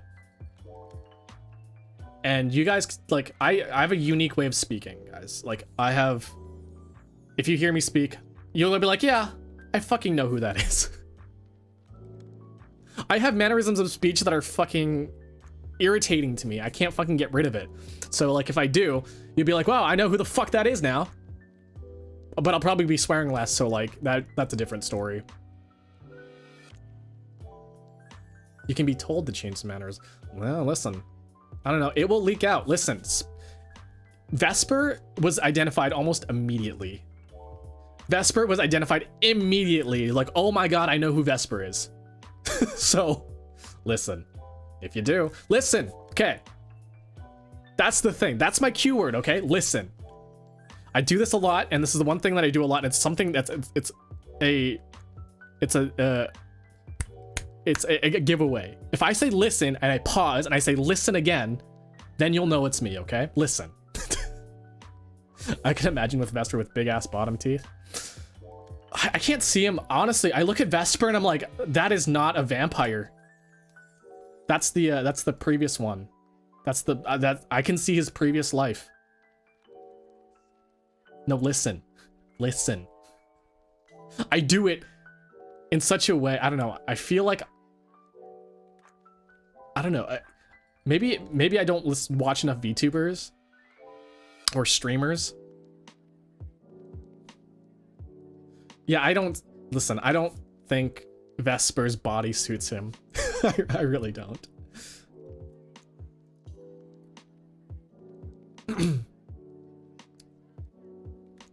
Swear even more. No, I can't. I can't do that. I can't do that to Hololive. If you're louder and more boisterous, you could totally be Magni. Okay. Apparently, listen.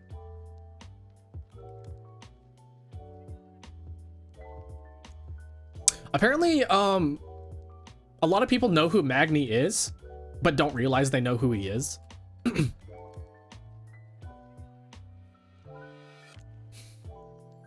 Listen, okay, listen. I almost did it again. Okay. I'm trying not to say that word. Nah, fuck it.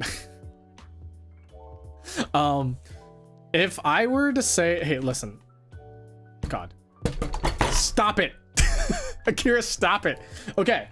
If I were to make Hololive, I probably would not, I don't know, I feel like I wouldn't be very obvious about it. For one thing, there's a lot of reasons for me to quit VTubing like right now. For the one thing, I'm moving to Japan, which is like a kind of a big thing for me. It's gonna be a lot harder for me to do the things I want to do. So that's one thing. Second is I'm getting to an age where I have to start thinking about retirement. I have to think about getting like a full-time job, a salary job, hopefully, and just doing that. Not to mention that I need to think about family planning.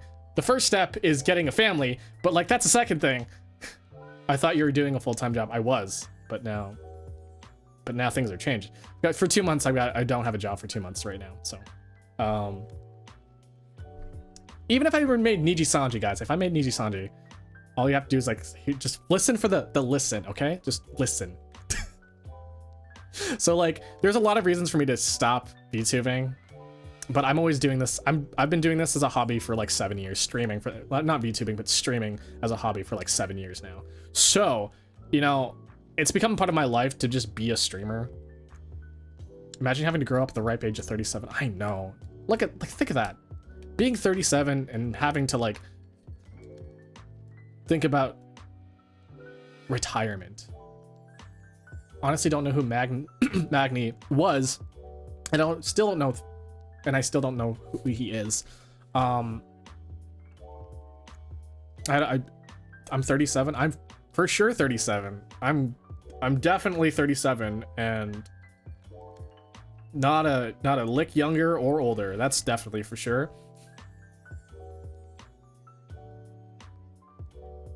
Yeah. Yeah. But hey, listen, if I just stop VTubing, it most likely won't be for Hololive. It'll be because I need to like live. I need to secure my future. And although this is like my hobby that I love doing, it's something I can't do forever. And I think that's the sad thing. At least unless I somehow make it big as a streamer. Yeah, I'm actually 337. Yeah, I'm like last year was my 37th birthday and it was great. And the year before that we celebrated my 37th birthday. Oh my god, that was I've never been that drunk in my life. And then like the year before that on my 37th birthday, they took me out to like a strip club. I didn't think I'd like it there, but like, you know, it was just basically just like a little party, like a rave party. But like that was fine. And then like the year before that on my 37th birthday, we went to a Cracker Barrel, and that was honestly the worst time of my life. I don't know why people go to Cracker Barrel, but like for a 37th birthday, I guess it's all right. And like, yeah, but there's like this one time on my 37th birthday where I went to Disneyland and I went on Mickey's Dick Smasher. And my life changed that day for the better, honestly. So yeah, never forget your 37th birthday.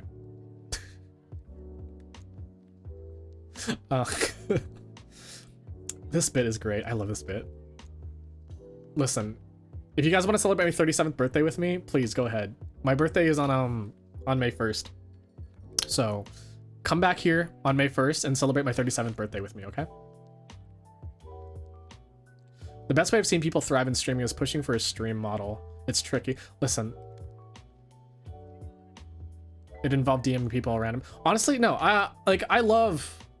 So the thing about Takahata's success is that, one, he was originally on Team 4-Star, which already gives him like a leg up on that thing. He already has like a following. So originally, back in the day, as a streamer, what your main goal was as a streamer was not just like as your... I say your main goal. So when you're a streamer, the thing is that it wasn't your main thing. It was a way to interact with the fans and gain sort of traction. It wasn't your main source of content. Your main source of content was elsewhere. Like on YouTube, you're creating creative videos, you were taking nice photos, you were doing cosplays, it was a way to interact with your fans. And to, you know, to like help monetize a bit more on your free time. Now, the game has changed. The game has changed. Now, people can just live off of streaming. And it's weird. It is weird. It is such a foreign concept to me now that you can just kind of go up and then just be like, oh yeah, my content is streaming, and the YouTube part of it is the stuff that accents my streaming part. It's like, it's what brings people into my YouTube thing. Where streaming, on the other hand, was the opposite way. You would use streaming as a supplement to get people into your YouTube stuff. You had to run a small business of sorts, push for a schedule, maintain for years. My schedule, guys, my schedule has always been pretty much at 7 o'clock p.m. And that didn't work for me, guys. My schedule at 7 p.m. did not work. And it wasn't until that I started streaming at like 10 o'clock or later where I started to start seeing more stuff. Never forget Games Are Painted. What the fuck is the Games Are Painted? I've never heard of that. Sounds fun though.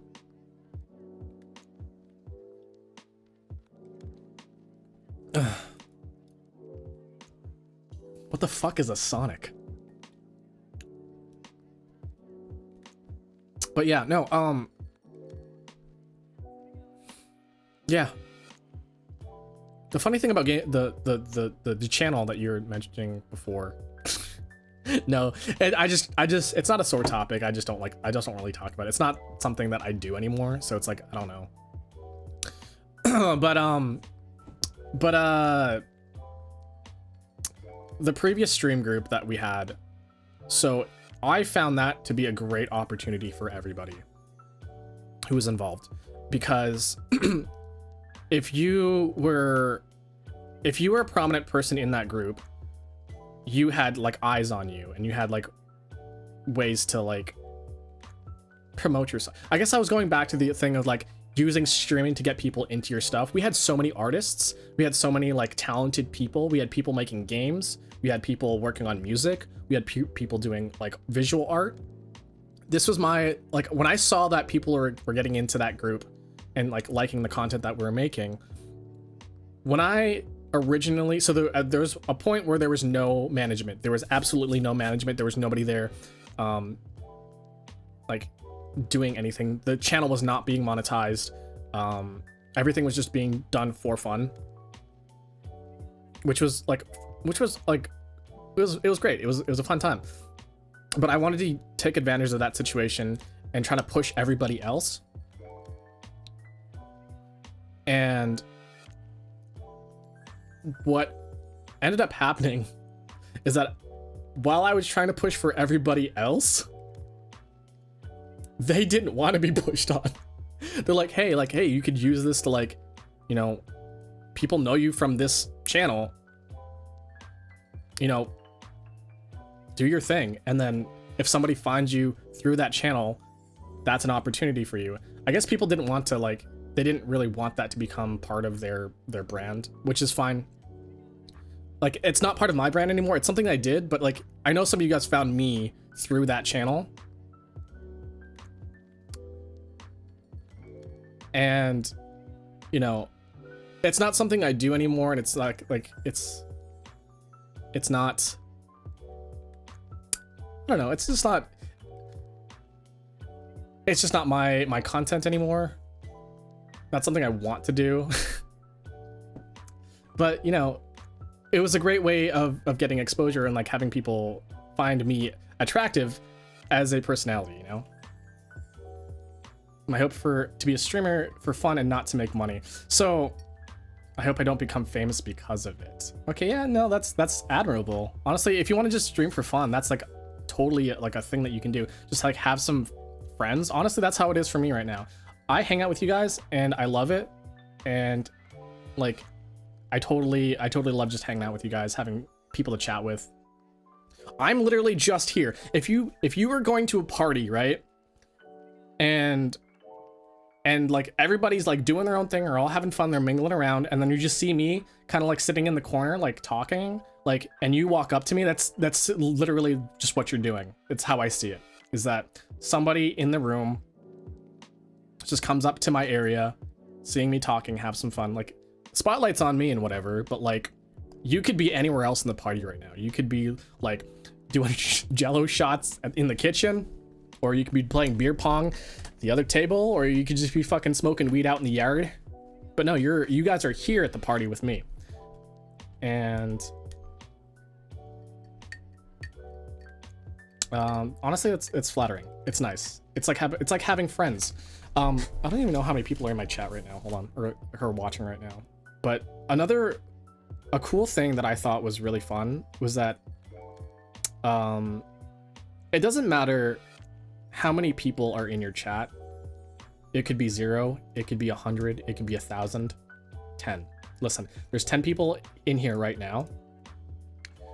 That is enough to fill 2 rooms of people. That is enough to fill 2 bedrooms. There are 2 bedrooms worth of people sitting here right now. And that's pretty fucking impressive, honestly, because like, I could just be sitting in a bedroom alone, which I am right now. I'm sitting alone in my bedroom, but I've got 2 bedrooms full of people right now. I think that's pretty dang awesome. Not many people I know can just fill 2 whole bedrooms full of people.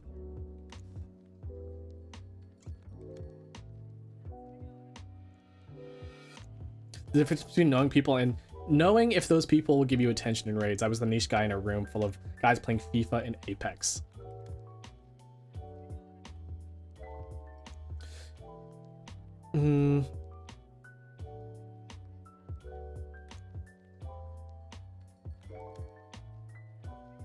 Haven't been streaming much lately. I want to get back into, but having the motivation to set up everything. Yeah, no, okay. So here's a wonderful thing that has helped me a lot.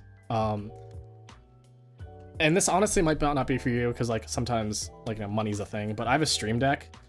There's literally a button that opens every single program that I need. It opens up OBS, it opens up V2 Studio, it opens Tits, it opens my browser directly, and like all that stuff. I just press this one button and it's like basically you're ready to go, and it's honestly so nice. If there was like a way to like do that, if you have like, ow, thanks Etrigan, if you have like everything you need on your desktop, if you align like on the right side, right, if on the right side of your screen of your desktop, just minimize everything, just click down that line, have a shortcut for V2 or for whatever VC face I think is what you use. I think have a shortcut for VC face, have a shortcut to Tits, have a shortcut to whatever, have a shortcut to a browser window that opens up to your page. Have all that stuff just down the side, just click, click, click, click, click, and then all of that's ready for you. It's pretty much the same thing. It's what this thing does.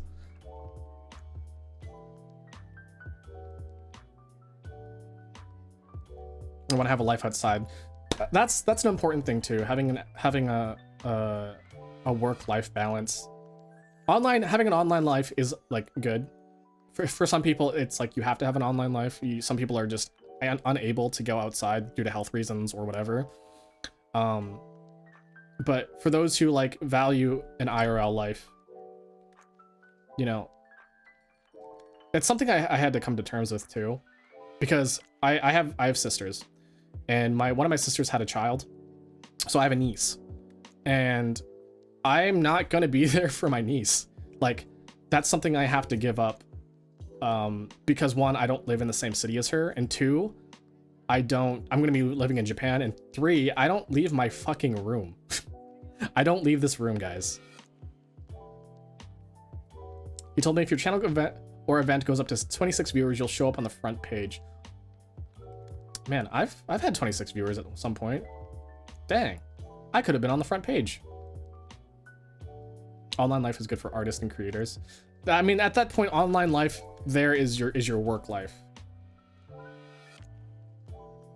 Honestly, I don't have much going on in my IRL life that I need to like attend to anything, or things that I've given up in my IRL life.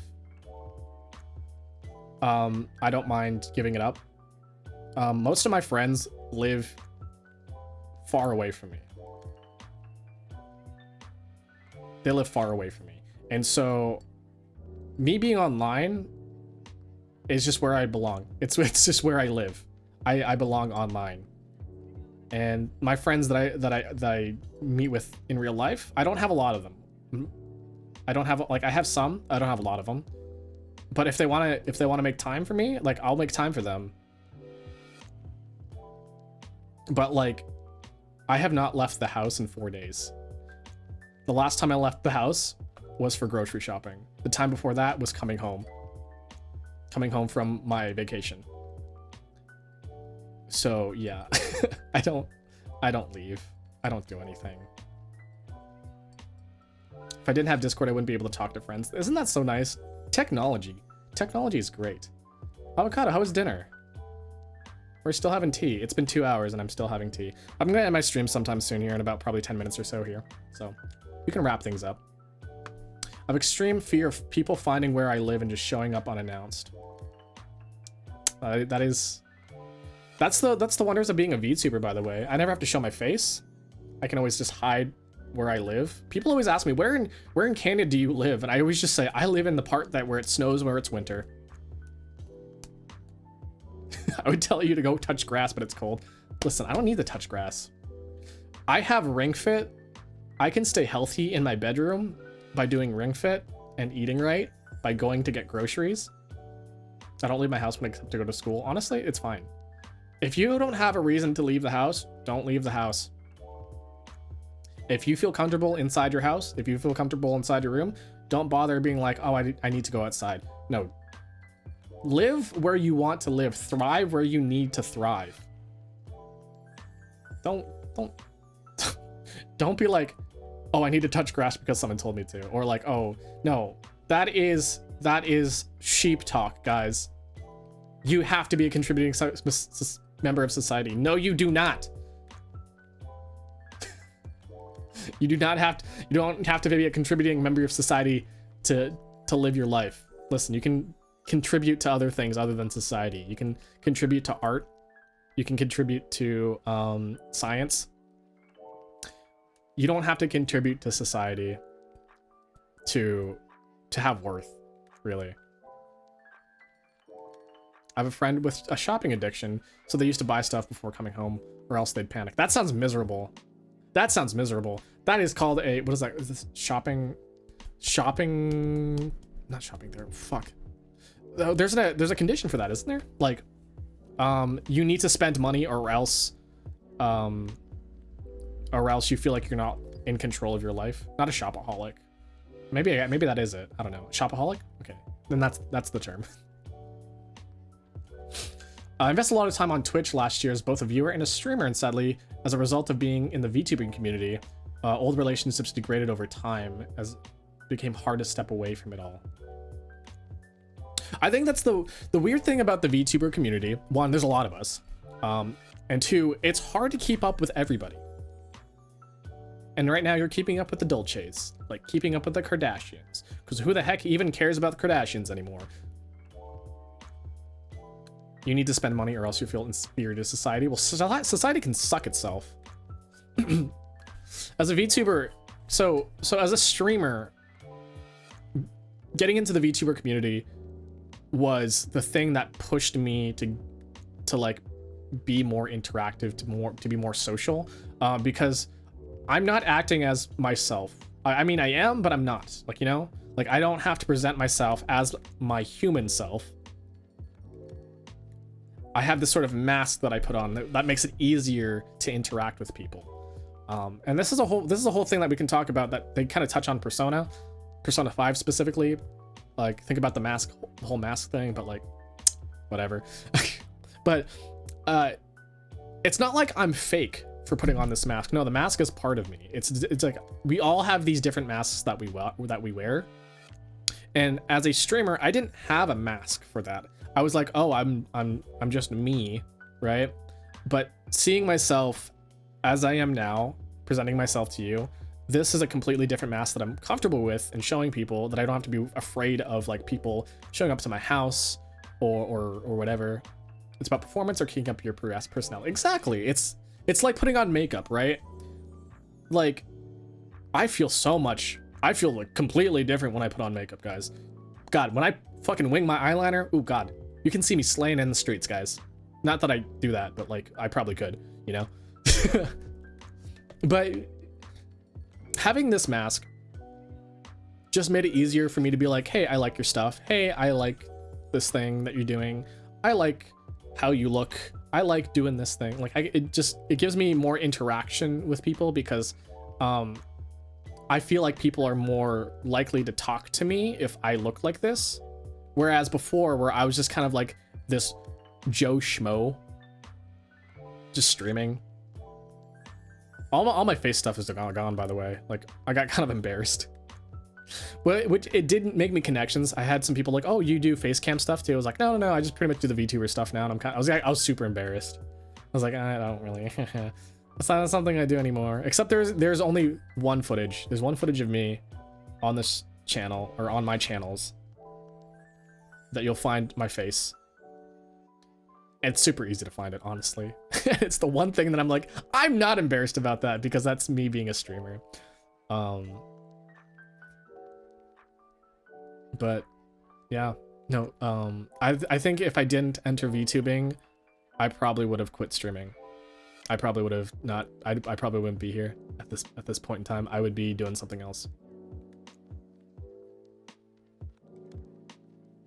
And I've been at this game for like a long time, guys. 7 years.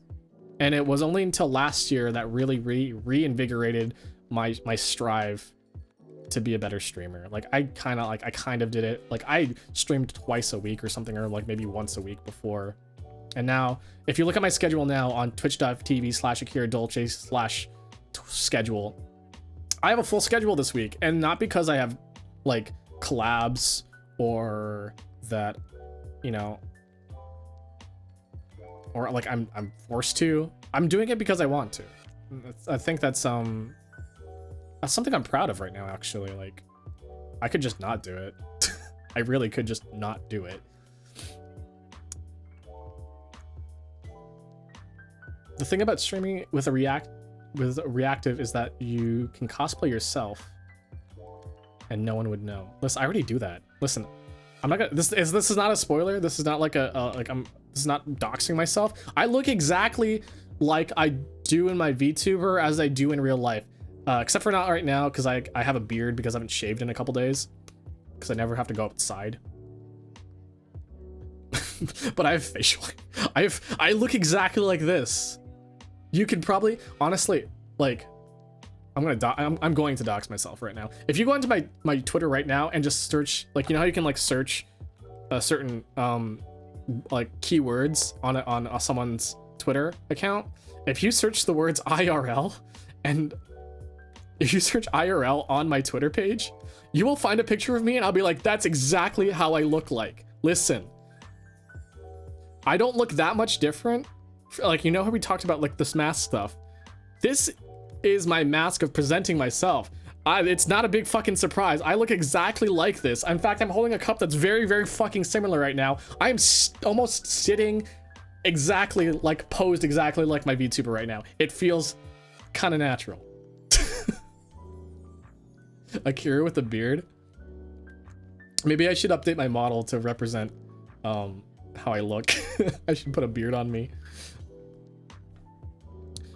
There are times where my hair is a lot shorter than this, but like for the most part of my life, my hair is this length too. I wear these glasses.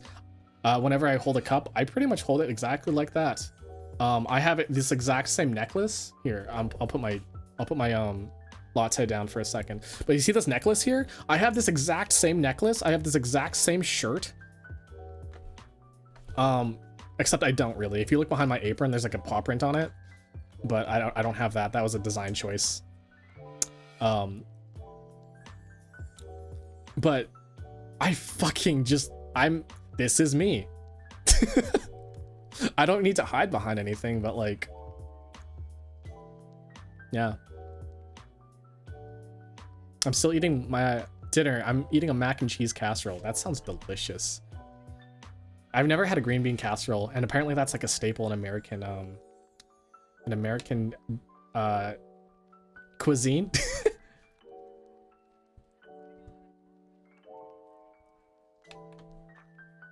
My beard is not very like I don't. This is like 2 weeks without shaving, like maybe a week without shaving, closer to 2 weeks without shaving, but it's not much, honestly. So don't expect a whole lot, like a whole fucking beard, like don't think of like a lumberjack beard. Also, keep in mind I'm Asian, so like take that as you will.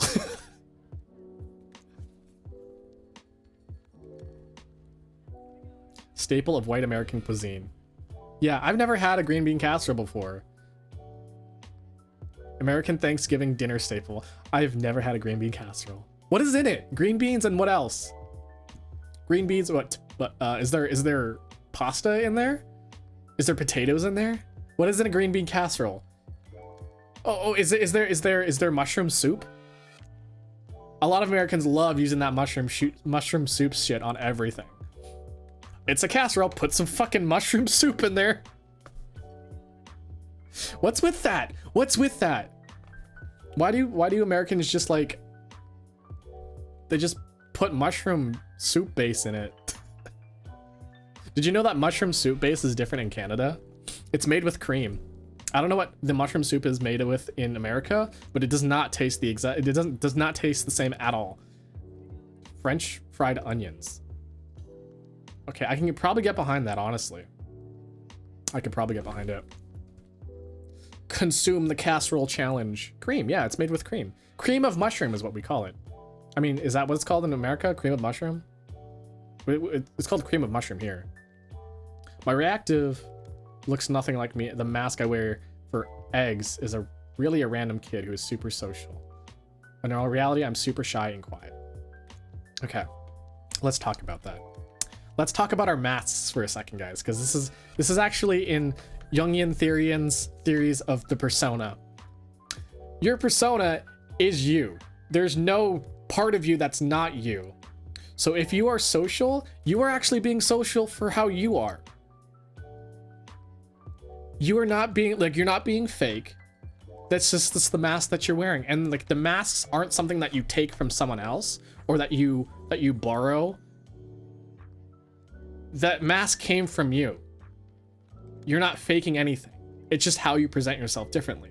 And if you feel more comfortable presenting yourself in such a way that you feel more social and more like feel more comfortable, that is, you know, it's survival, really.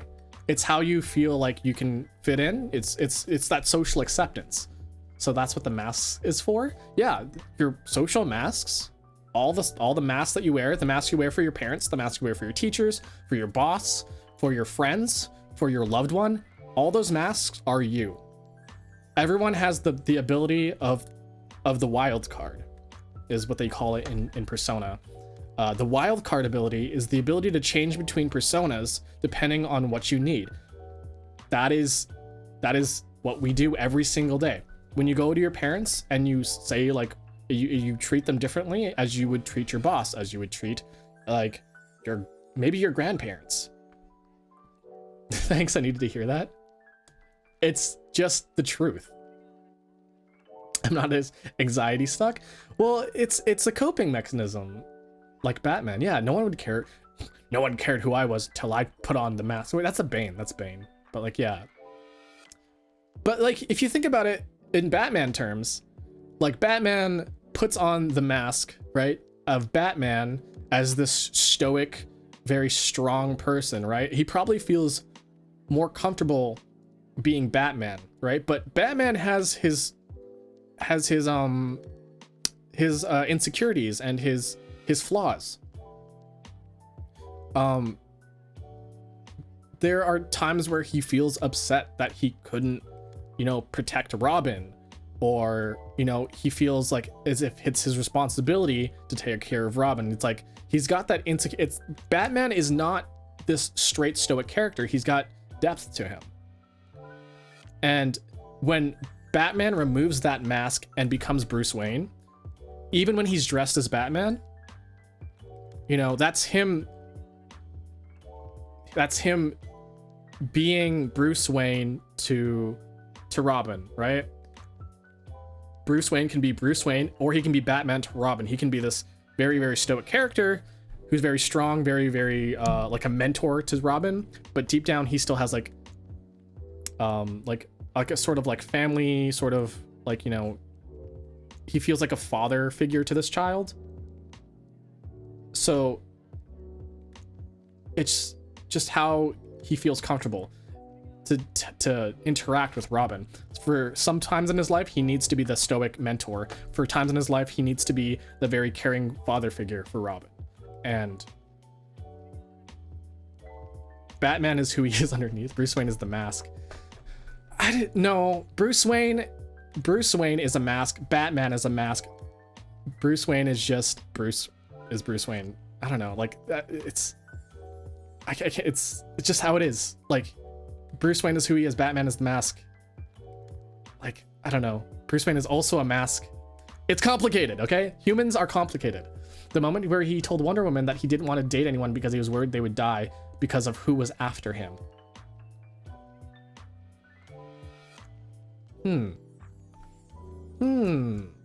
Yeah. This is coming in like as a literal sense, because Batman and Bruce Wayne are two different entities technically, but they're the same person. It's a more dramatized example of it. For example, like, I don't know, off stream, I might be completely different, guys. Like, we have layers. We're all fucking ogres here. We're all fucking ogres. We all have layers. Okay? Every layer is part of you, okay? We go back to Shrek.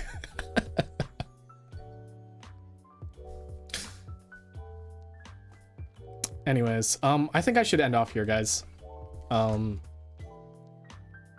If you guys feel comfortable being who you are on the internet, if you're shy in real life, but you're super social on the internet, wear that mask.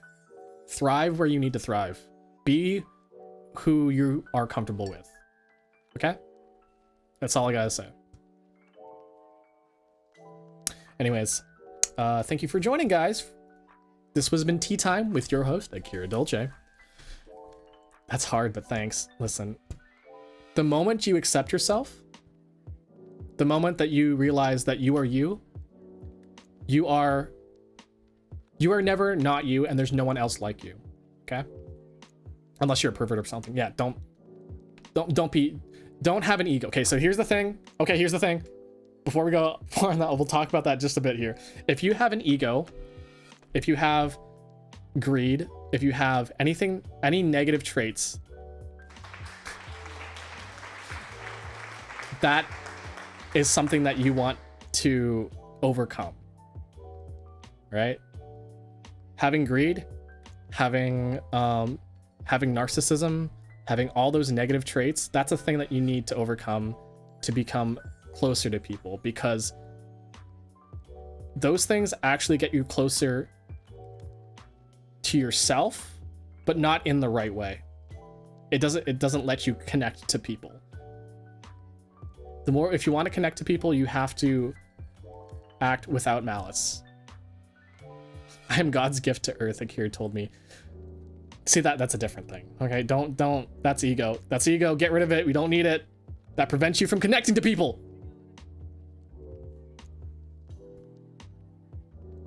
But yeah,